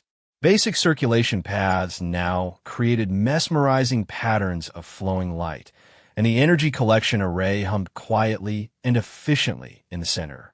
Still, there was ample room for improvement for growth. What are my options? Expanding your inner world would be the best immediate step, Azure advised, his small form radiating certainty. A larger inner world means more room for future developments and faster, more efficient spiritual energy absorption. It made perfect sense. Let's do it. Azure guided me through the intricate process of breaking down the spirit stone and incorporating its raw energy into my inner world's nascent structure. It was like observing a magical construction project unfold before my eyes. Glowing lines of force extended outward from the central array, gently pushing against the enveloping void, gradually expanding the available space. Enhancement in progress. Space expansion foundation forming. Current status, 27%. Estimated completion time, 3 hours. A soft knock at my door interrupted the profound process. I opened my eyes to find Lin Mei standing there, holding a small, woven basket. Thought you might want these, she said, offering me a collection of minor spiritual herbs. Leftovers from today's gathering. Not worth many points, but good for practice if you're working on spiritual sensitivity. Thanks. That's really helpful. I invited her in, noting how Azure, in my inner perception, immediately began analyzing the herb's properties, spiritual herb analysis. Minor spirit grass, energy content, 5 units. Dawn lotus leaf, energy content, 8 units. Cloud mist flower, energy content, 12 units. Most new disciples focus too much on spirit stones, Lin Mei remarked, arranging the herbs neatly on my desk. They ignore these lesser materials because their energy content is low, but using them helps develop better control and efficiency. She demonstrated by holding a single blade of spirit grass, slowly drawing out its inherent energy, causing the delicate green blade to glow faintly within her grasp. New technique observed. Fine energy extraction. Efficiency rating, 87%. Learning opportunity detected. Could you show me that again? I asked, genuinely interested even without the system's prompting. We spent the next hour practicing with the herbs, Lin Mei patiently correcting my technique while I secretly relied on the system's precise analysis to optimize my energy extraction. By the time she left, I had, it seemed, gained another friend. Social link, Lin Mei. Relationship level, friend. Trust level, 42%. Note, subject shows teaching aptitude and genuine helpfulness. Recommended for continued interaction. Thanks, Azure. I figured out she's nice all on my own, I thought dryly. The little spirit appeared in my inner world, looking slightly offended. I'm merely providing quantifiable metrics for your reference. Speaking of metrics, how's that space expansion coming along? Enhancement progress, 73%. Notice, processing additional energy from herb practice has accelerated development. Revised completion estimate, 1.5 hours. I spent the remaining time studying the sect's basic cultivation manual, occasionally checking my inner world's progress. The expansion was truly fascinating to observe, like witnessing a miniature universe slowly unfold from a single, brilliant point. Finally, Azure announced completion. My inner world had nearly doubled in size, now measuring roughly 6 cubic meters. The additional space immediately felt more stable, the energy circulation smoother, more profound. The next day, senior sister Lu faced our class with the kind of serious, unyielding expression that instantly commanded attention and made everyone sit up straighter. Even I stopped fidgeting with my jade tablet. "Today," she said, her voice resonant and clear across the silent meditation hall, "we begin the true foundation of your cultivation journey, forming your seed of creation." I caught Wei Lin's eye across the room, and he gave me a small, confirming nod. We had all heard about this, the pivotal moment when cultivators first truly accessed and began to shape their inner world. Honestly, I was a swirling mix of excitement and nervous anticipation. System notice. Inner world creation protocol initiated. Beginning seed formation. "Close your eyes," senior sister Lu instructed, her voice a calm anchor. "Find your spiritual core. Feel the energy gathering, condensing, forming the first spark of your personal domain." I closed my eyes and tried to focus, though my mind still wandered, captivated by all the fantastical stories I'd heard about inner worlds. Some legendary cultivators apparently created vast, shimmering oceans, others endless, towering mountain ranges. One famous elder was rumored to possess an entire galaxy within his. Then I felt it. It was like discovering a new, profound sense. In my mind's eye, I perceived a tiny point of light, barely larger than a grain of rice, pulsing gently with a soft blue glow. Azure, my faithful companion, appeared beside me in this strange, nascent mental space. "That's your seed of creation," he explained quietly, his voice filled with a subtle pride. "It's responding to your energy." I watched, utterly fascinated, as small motes of light, like miniature stars, began to orbit the seed. Each perfect circle they made seemed to amplify the seed's glow, making it stronger, more stable, more vibrant. It was like witnessing a miniature solar system being born, right there within the confines of my own spiritual being. "Your inner world will reflect your path," senior sister Lu's voice drifted through my consciousness, a steady, guiding presence. "It grows with you, becomes an expression of your understanding of the universe, a manifestation of your deepest self." As I focused intently on the nascent seed, its blue light steadied, deepening into something warm and constant, radiating a profound sense of rightness. It felt intrinsic somehow, like discovering something I hadn't known I was missing, a fundamental piece of myself. Seed of creation status. State, stabilized. Size, minimal. Potential, unlimited.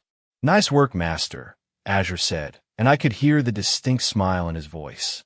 "From this point on, everything you learn, every step you take in cultivation, will help this seed grow, expand, and become more vibrant." I opened my eyes, blinking in the familiar light of the meditation hall, to find senior sister Lu moving gracefully between students, meticulously checking their progress. Some faces glowed with unbridled excitement, others were etched with confusion, and a few seemed almost on the verge of tears. Whether from profound joy or utter frustration, I couldn't discern. Wei Lin caught my attention across the room and raised an eyebrow, a silent question. I gave him a small, affirmative thumbs up.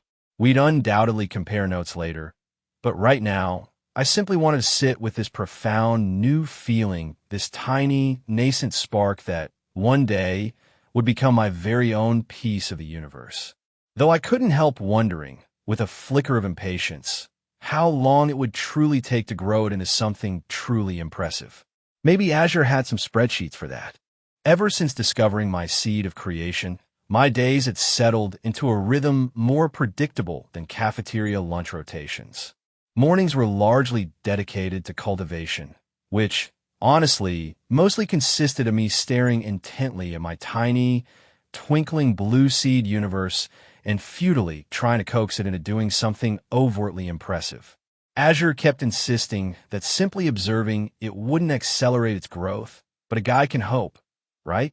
Your inner world development is progressing at expected parameters, Master, he'd calmly state, while I could have sworn that obstinate little seed just sat there, twinkling smugly back at me. Afternoons meant heading to the sprawling herb gardens with Lin Mei, who possessed an uncanny ability to make identifying spiritual plants genuinely interesting. It was certainly preferable to combat practice, where senior brother Zhou Ming seemed to have unilaterally decided that my face made an excellent target for his training exercises. Then, one evening, Wei Lin burst into my room, practically vibrating with uncontainable excitement.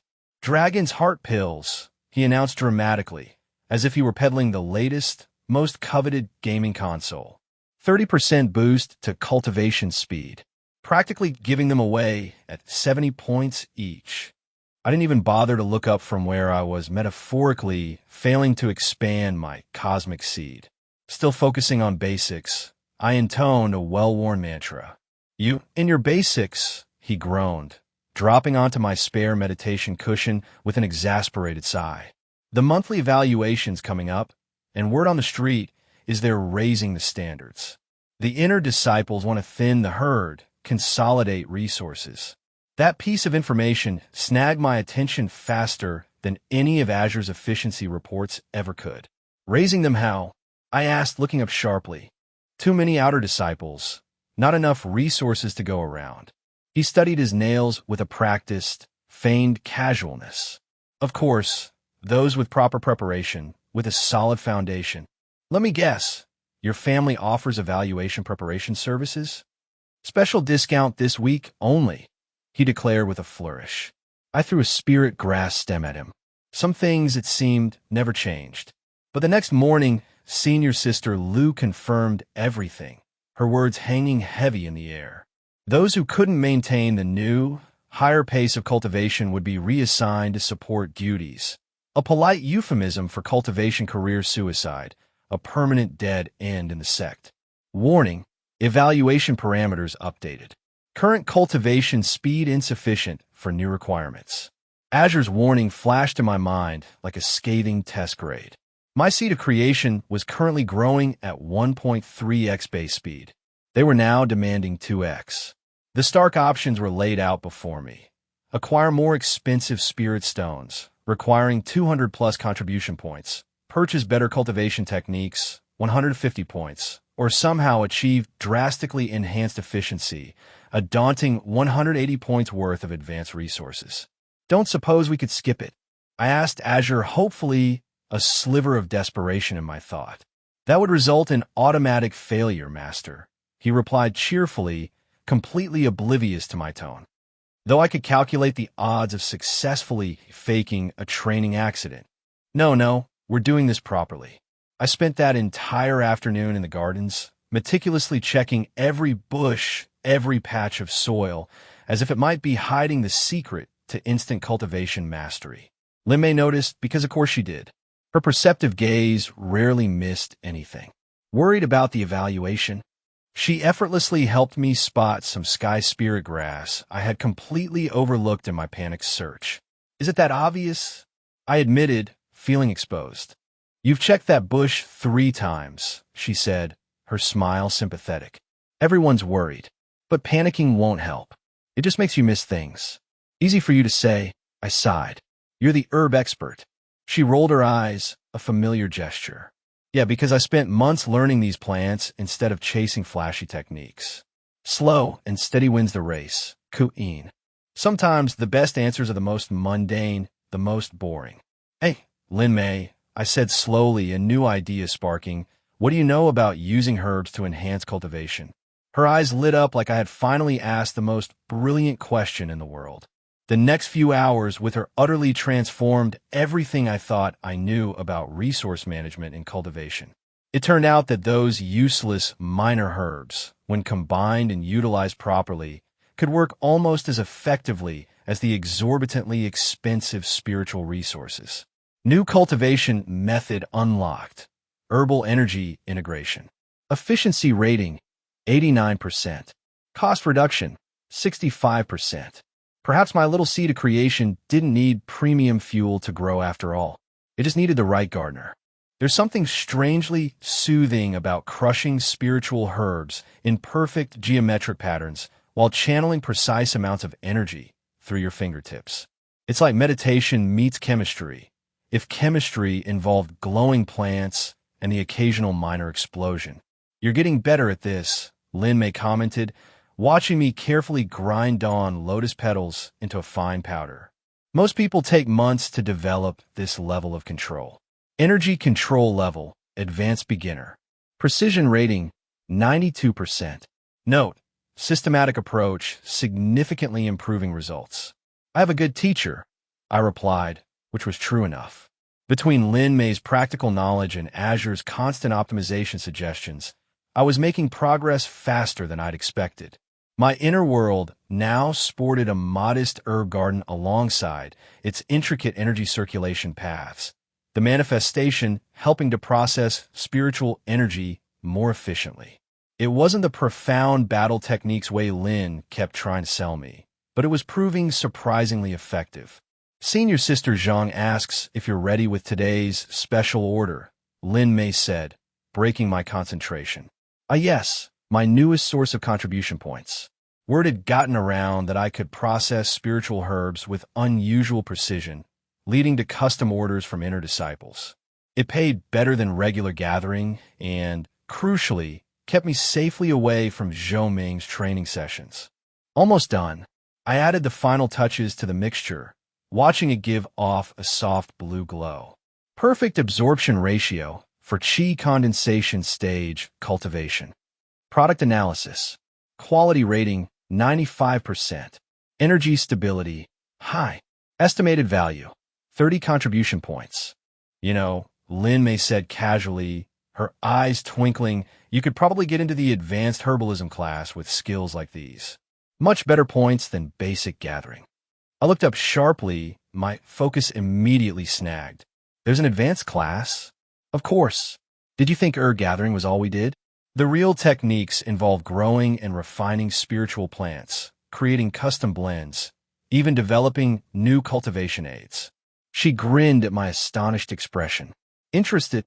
How many points? That's the best part. No points required. They're always looking for disciples with talent in herbalism. Most people think it's beneath them, too focused on fancy combat techniques. Opportunity analysis. Potential benefits. Advanced cultivation knowledge. Increased point generation. Stable sect position. Risk level, minimal. Recommendation, accept. Sign me up. I said immediately, a surge of excitement. When do we start? Tomorrow morning. Try not to be late. Senior Sister Chun hates tardiness even more than she hates wasted herbs. The next morning found me in a secluded corner of the herb gardens I'd never noticed before. A dozen other disciples sat in neat rows before a stern-looking woman I immediately assumed was Senior Sister Chun. Her outer robe bore special markings, indicating her status as a specialist cultivator within the sect. So, she began without preamble, her voice crisp and commanding, you think you have what it takes to be true herbalists. Her gaze swept over us, each and every one. Most of you are wrong. Growing spiritual herbs isn't like tending a common vegetable garden. Every plant is an opportunity to fail spectacularly. She gestured, and the air around her shimmered with vibrant spiritual energy. Seeds in nearby plots suddenly sprouted, growing into mature, flourishing plants in mere moments. Then, just as quickly, they withered and died, crumbling to dust. Too much energy, too little control, she explained, her voice flat.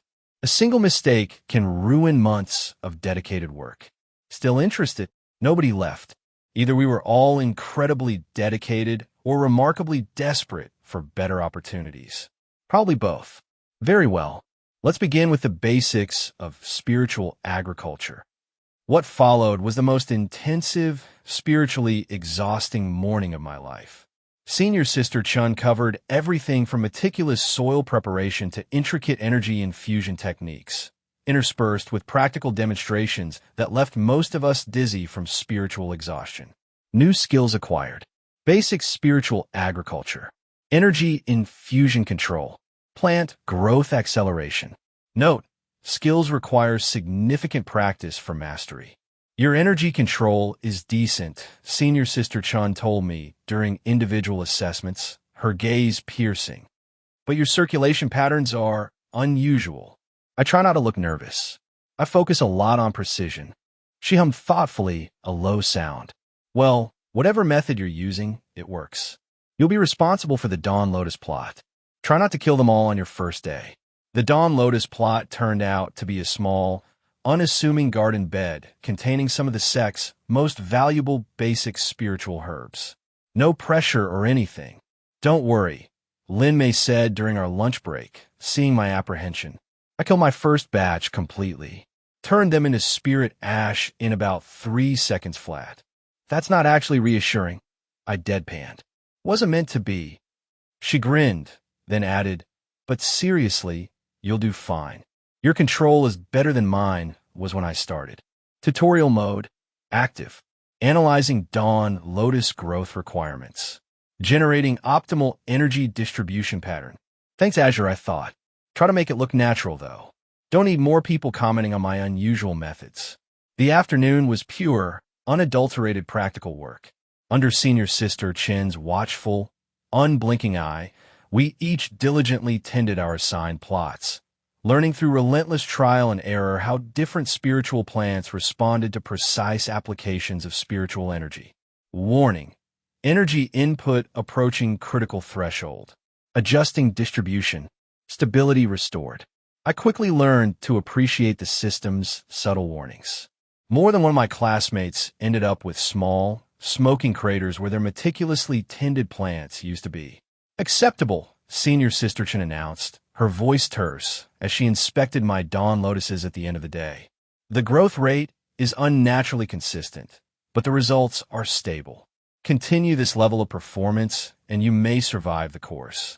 Coming from her, that was practically a ringing endorsement. Not bad for your first day, Lin Mei said as we walked back to the outer disciples' quarters. Want to get dinner? I know a quiet spot in the dining hall where we can compare notes. Social event detected. Relationship progress possible. Recommend accepting invitation. Thanks, Azure. I know how dinner invitations work, I thought dryly. The quiet spot turned out to be a corner table partially hidden behind one of the dining hall's massive support pillars. It was perfect for private conversations about cultivation techniques, or, as it turned out, juicy sect gossip. Heard the latest? Lin Mei asked between bites of rice, her voice low and conspiratorial. 3 more outer disciples got reassigned to support duties this morning. Apparently, they couldn't meet the new evaluation standards. I paused mid-chew, my appetite momentarily forgotten. 3? But the evaluations aren't for another 2 weeks. These were special cases. They tried to curry favor with inner disciple Zhou by offering to spar with him. She shook her head, a grim expression on her face.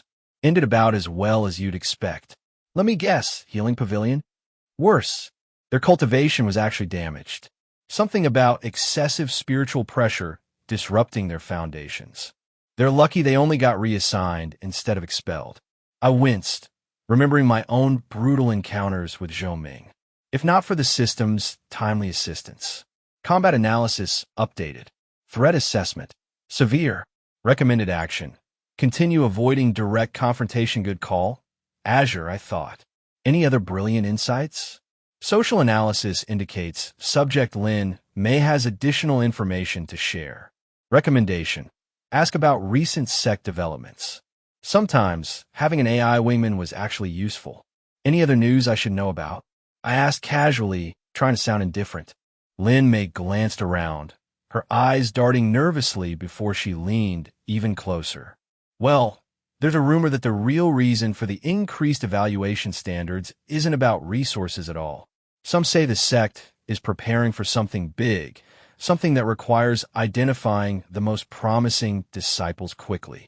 What kind of something? She shrugged. a gesture of uncertainty. No one knows for sure. But have you noticed how many inner disciples have been returning from outside missions lately? And those closed-door meetings the elders keep having. Come to think of it, the sect had indeed seemed busier than usual lately. More senior disciples in the corridors, their hushed conversations abruptly cutting off whenever outer disciples approached. Pattern analysis. Unusual activity detected in elder movement patterns, resource allocation, security protocols. Conclusion. Significant event likely within 3 to 6 months. Should we be worried? I asked, a chill running down my spine. Hard to say, but it might explain why they're pushing us so hard. If something big is coming. She trailed off as a group of inner disciples passed nearby, their presence a silent reminder of the hierarchy. I spent that evening's meditation session staring intently at my seed of creation, which had evolved from its initial rice grain size to something closer to a marble. Still infinitesimally tiny in the grand scheme of things, but progress was progress, right?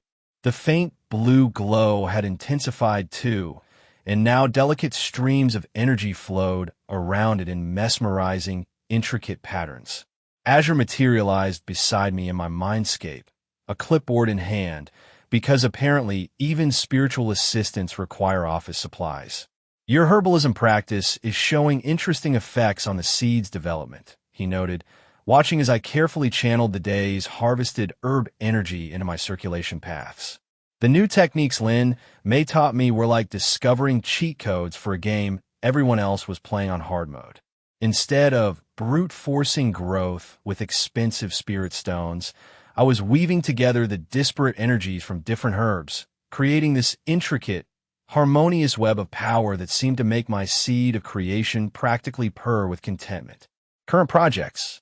Energy circulation optimization, progress, 63%. Space expansion preparation, progress, 28%. Seed development status, 1.5x base growth rate, up from 1.3x. Your efficiency ratings are steadily improving, Master, Azure commented, though I noticed he pointedly didn't mention we were still frustratingly shy of that dreaded 2x requirement. The herbal integration method seems particularly effective at stabilizing the seed's foundational matrix. I watched as another shimmering strand of herb-enhanced energy seamlessly merged with my seed's outermost layer, making the whole thing shimmer like a tiny, nascent galaxy. Maybe Lin May was right. Sometimes the scenic route was actually the shortcut in disguise. Though, I still wouldn't say no if Wei Lin's Dragonheart pills suddenly went on clearance sale. Any thoughts on the rumors she mentioned? I asked Azure, bringing him back to the more pressing matter. The little spirit made a face as though trying to look thoughtfully profound. Sect-wide preparations often indicate either external threats or significant opportunities. Given the pronounced focus on rapidly identifying promising disciples, I'd lean heavily toward the latter. What kind of opportunity requires pushing outer disciples to their breaking point? In cultivation sects, usually either newly discovered, valuable resources, or upcoming, high-stakes competitions. Both scenarios tend to favor those who can advance quickly and decisively. Great. More pressure to accelerate my cultivation. At least the herbalism track offered a different, less brutal approach than just relentlessly forcing my way through power levels that a sudden, sharp knock at my door interrupted my quiet musings. I opened it to find Wei Lin, looking uncharacteristically serious, his usual jovial demeanor replaced by a grave expression.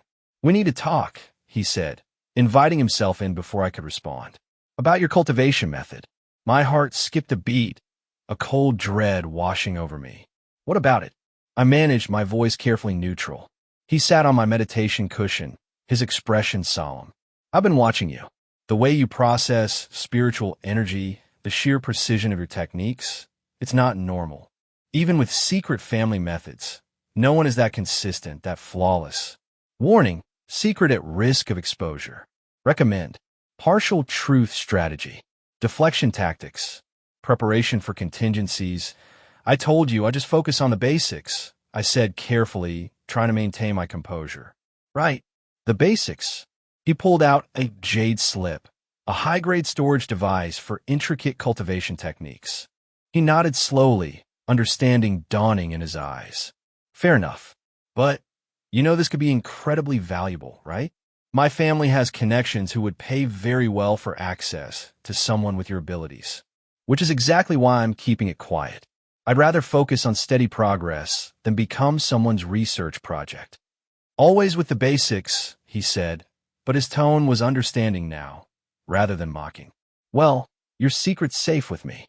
But in return, let me guess, you want me to look at some techniques for you? Got it in one. I got this new method I've been working on, but something's not quite right with the energy flow. I ended up spending the next 2 hours helping Wei Lin optimize his cultivation technique, using the system's advanced analysis capabilities under the guise of my spiritual perception talent. In return, he provided some genuinely useful insights into sect politics and intricate power structures. Relationship update. Wei Lin. Trust level increased. New status.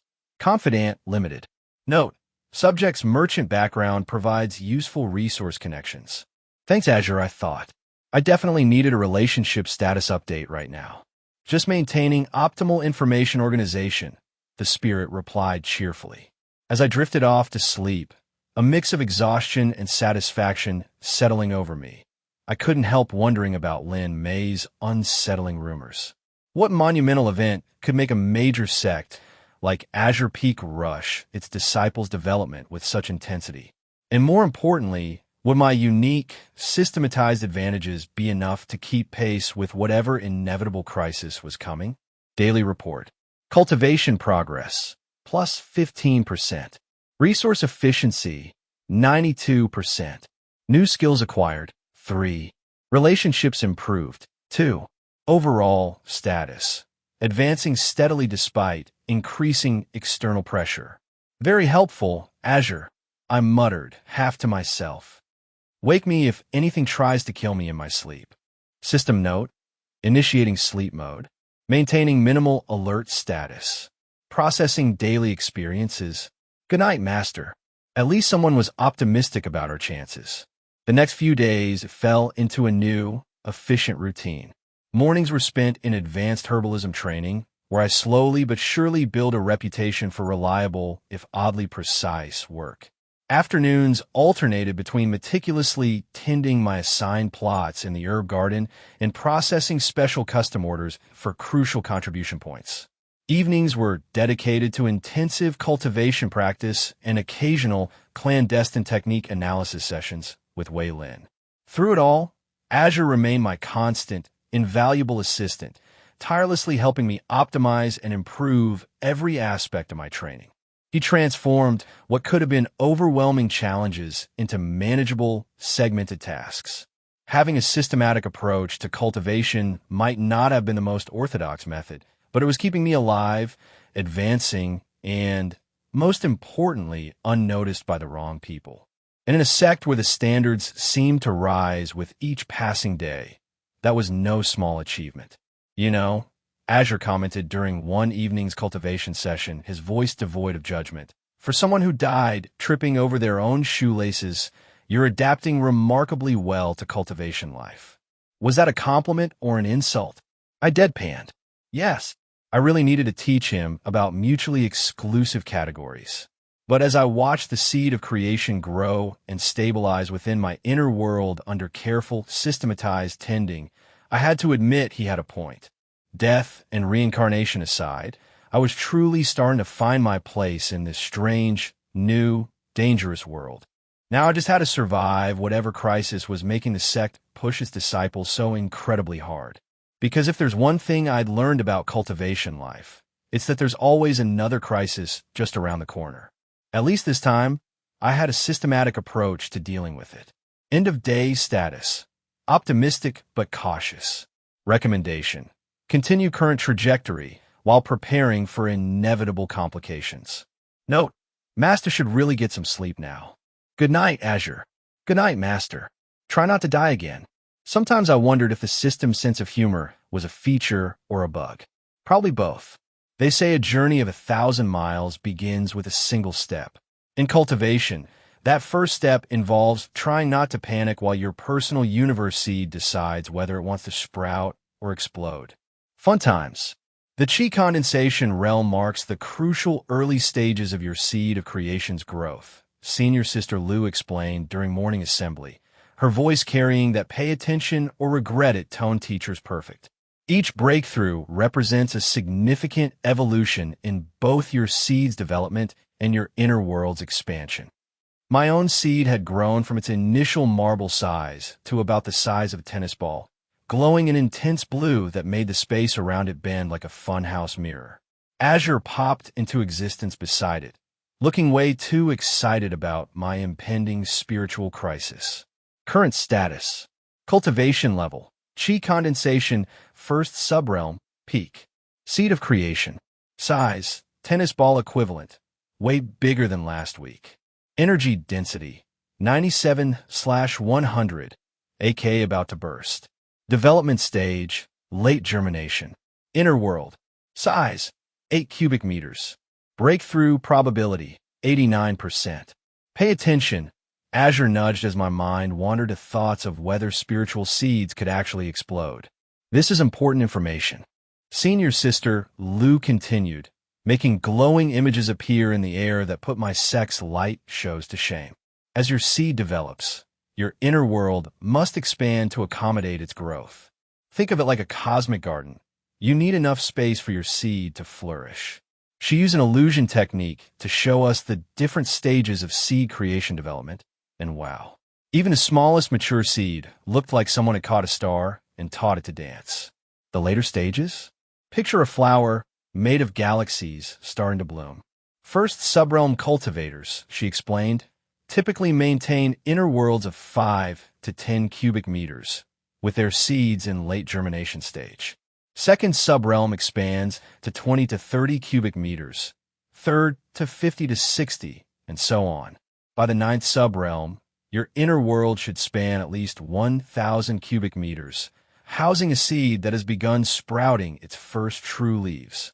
The crowd of outer disciples went quiet.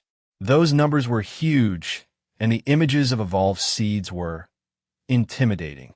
Of course, she added with that teacher smile that means trouble. Size alone means nothing. An unstable seed will collapse regardless of its development stage. Azure appeared in my inner world, watching the energy patterns rippling through my seed like waves in a cosmic ocean. The pressure has been building for days. You'll need to find somewhere private soon. He wasn't wrong.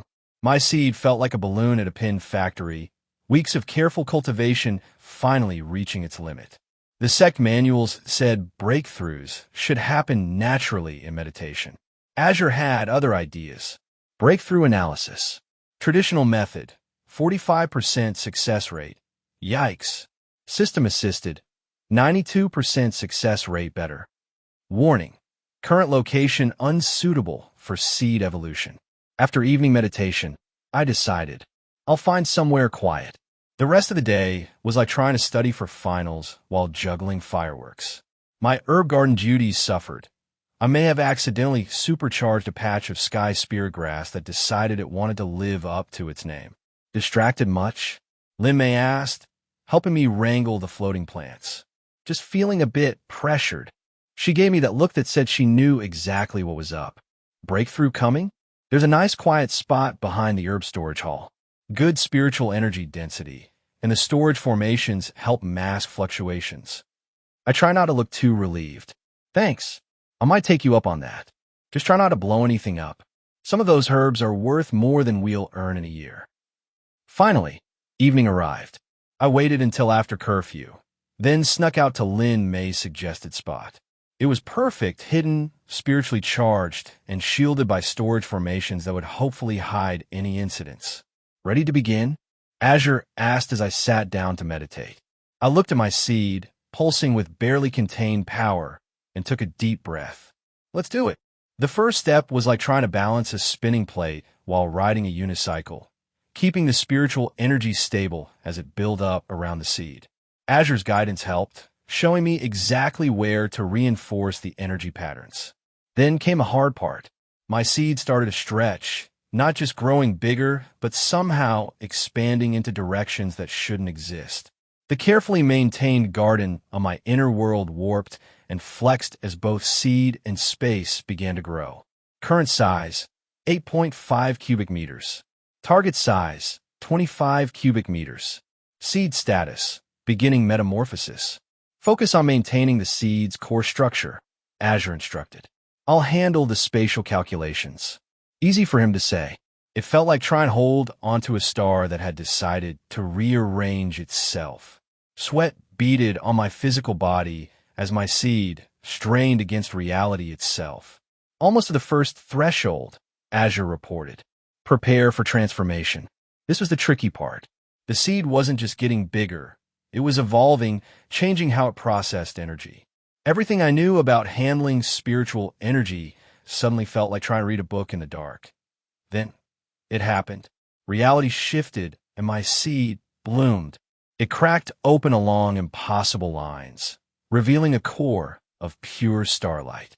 As my inner world expanded to its new size, the seed settled into its new form, still small in cosmic terms, but now glowing with the intensity of captured moonlight.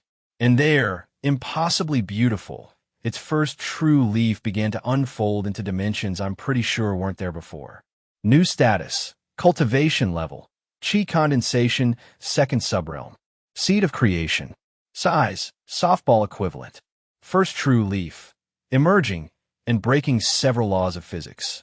Energy configuration, stellar phase, inner world, size, 25 cubic meters. Features unlocked, enhanced energy compression, secondary formation anchors. I opened my physical eyes to find several boxes of dried herbs floating near the ceiling. Growing pains, I suppose. But as I watched my newly evolved seed pulse with starlight, I couldn't help but smile. One step closer to growing my own universe. Though I really hoped the next breakthrough wouldn't involve levitating quite so many expensive herbs. I'll help put those back, a familiar voice offered. I spun around to find Lin Mei leaning against the doorway, looking amused. How long have you been there? Long enough to see you perform the most methodical breakthrough in sect history. She helped me retrieve the floating herbs. Seriously, most people thrash around and break things. You look like you were solving a math problem. Recommend partial truth strategy. Previous cover story. Natural talent for energy perception. Right? I could see energy patterns very clearly. I explained, sticking to our established story. Makes it easier to control things. Useful talent. She finished restoring the last box to its shelf. Your inner world must be interesting, being so precisely structured. I shrugged non-committally. It worked for me. Thanks for the spot recommendation, by the way. Anytime. Though maybe warn me next time. I only came to check because I felt the energy fluctuations from my room. After helping clean up any evidence of the breakthrough, I returned to my quarters. The walk back felt strange. Everything seemed clearer, more spiritually distinct. I could feel the formation arrays running through the sect's architecture, see the flows of energy that I'd previously only vaguely sensed. Enhanced perception activated. Spiritual sensitivity, plus 80%. New feature, basic formation recognition. Is this normal? I asked Azure as I settled onto my meditation cushion. The increase in spiritual awareness? Yes, though you're processing it more efficiently than most thanks to the system's integration. Would you like to see the changes to your inner world? I closed my eyes and shifted my consciousness inward. The difference was stunning. The energy circulation paths were clearer, more defined, and I could feel the potential for new formations and structures in the freshly expanded space. Inner world analysis. Primary features. Energy circulation network, enhanced efficiency. Formation foundation, ready for expansion. It's beautiful, I admitted, watching the patterns of spiritual energy flow through the carefully arranged spaces. Though I'm guessing maintaining it just got more expensive. Resource requirements have increased by approximately 150%, Azure confirmed cheerfully. Would you like to see the projected contribution point requirements? Not really, but go ahead. Monthly resource needs updated. Basic maintenance, 200 points. Optimal development, 500 points. Advanced progression, 800 points. I groaned. Please tell me my herb processing skills are worth more in this realm. Indeed, your enhanced spiritual sensitivity should allow for more precise work with valuable materials. Estimated income increase, 30 to 50%. Small mercies. A knock at my door interrupted further calculations. Wei Lin didn't wait for an answer before poking his head in. Ah, I knew it. Breakthrough successful. I nodded, resigned to his enthusiasm. Excellent. Now we can discuss advanced techniques suitable for your new cultivation level. My family has some excellent methods for the second subrealm, very reasonably priced. Still focusing on basics, I said automatically. You can't keep saying that forever. The foundation building phase is important, yes, but you need proper techniques too. Why are you smiling? No reason. Just happy about the breakthrough. He narrowed his eyes suspiciously. You're hiding something. Again, does it have to do with that special perception ability of yours? Wei Lin, it's late. I just had a breakthrough, and I'd really like to sleep before morning practice. Fine. But this conversation isn't over. He paused at the door. Oh, and congratulations. Even if you're being frustratingly secretive about your methods. After he left, I spent some time exploring the new features of my expanded inner world. The ability to compress spiritual energy would be incredibly useful for cultivation, and the enhanced environmental controls opened up new possibilities for herb growing. Exploring new features. Energy compression test, 94% efficiency. Environmental control test, all systems nominal. Formation anchor test, ready for implementation. We should focus on stability for the next few days, Azure advised. A new subrealm means relearning some basic control. He was right. Even simple energy manipulation felt different now, requiring more precise control and attention. It would take time to adjust to the enhanced power and sensitivity. At least the timing is good. I mused. 2 weeks until evaluations, plenty of time to stabilize the breakthrough. Analysis, evaluation requirements. Previous standard. Qi condensation, first subrealm, mid-stage. New standard. Qi condensation, second subrealm, early stage. Current status. You are already meeting the minimum requirements. Though I'm guessing just meeting the minimum won't be enough. Given the sect's recent emphasis on rapid advancement, achieving mid-stage second subrealm would be safer, Azure confirmed. Which means we need to focus on resource acquisition and efficient cultivation methods. I sighed. Back to the herb gardens then. Look on the bright side, Master. Your enhanced spiritual sense will make identifying valuable specimens much easier. And with the new compression techniques, we can process materials more efficiently. Your optimism is sometimes exhausting. You know that? The little spirit just smiled. I maintain optimal emotional support parameters at all times. Right. Wake me if anything tries to kill me in my sleep. That has only happened twice so far. Still not reassuring. The next morning's practice session was interesting. The other disciples immediately noticed something was different. It's hard to hide a breakthrough from people trained to sense spiritual energy. The reactions varied from congratulations to barely concealed envy. Senior sister Lu simply nodded when she saw me. Acceptable progress. I trust you'll maintain this rate of advancement. Threat level, moderate. Implied expectations, continued rapid development. Recommendation, careful balance of visible progress and concealment. I will continue working hard, senior sister. I replied carefully. See that you do. The sect has high hopes for this year's outer disciples. It would be unfortunate if you failed to meet expectations. Well, that wasn't ominously vague at all. Azure, what's happening? Master, your spiritual essence is.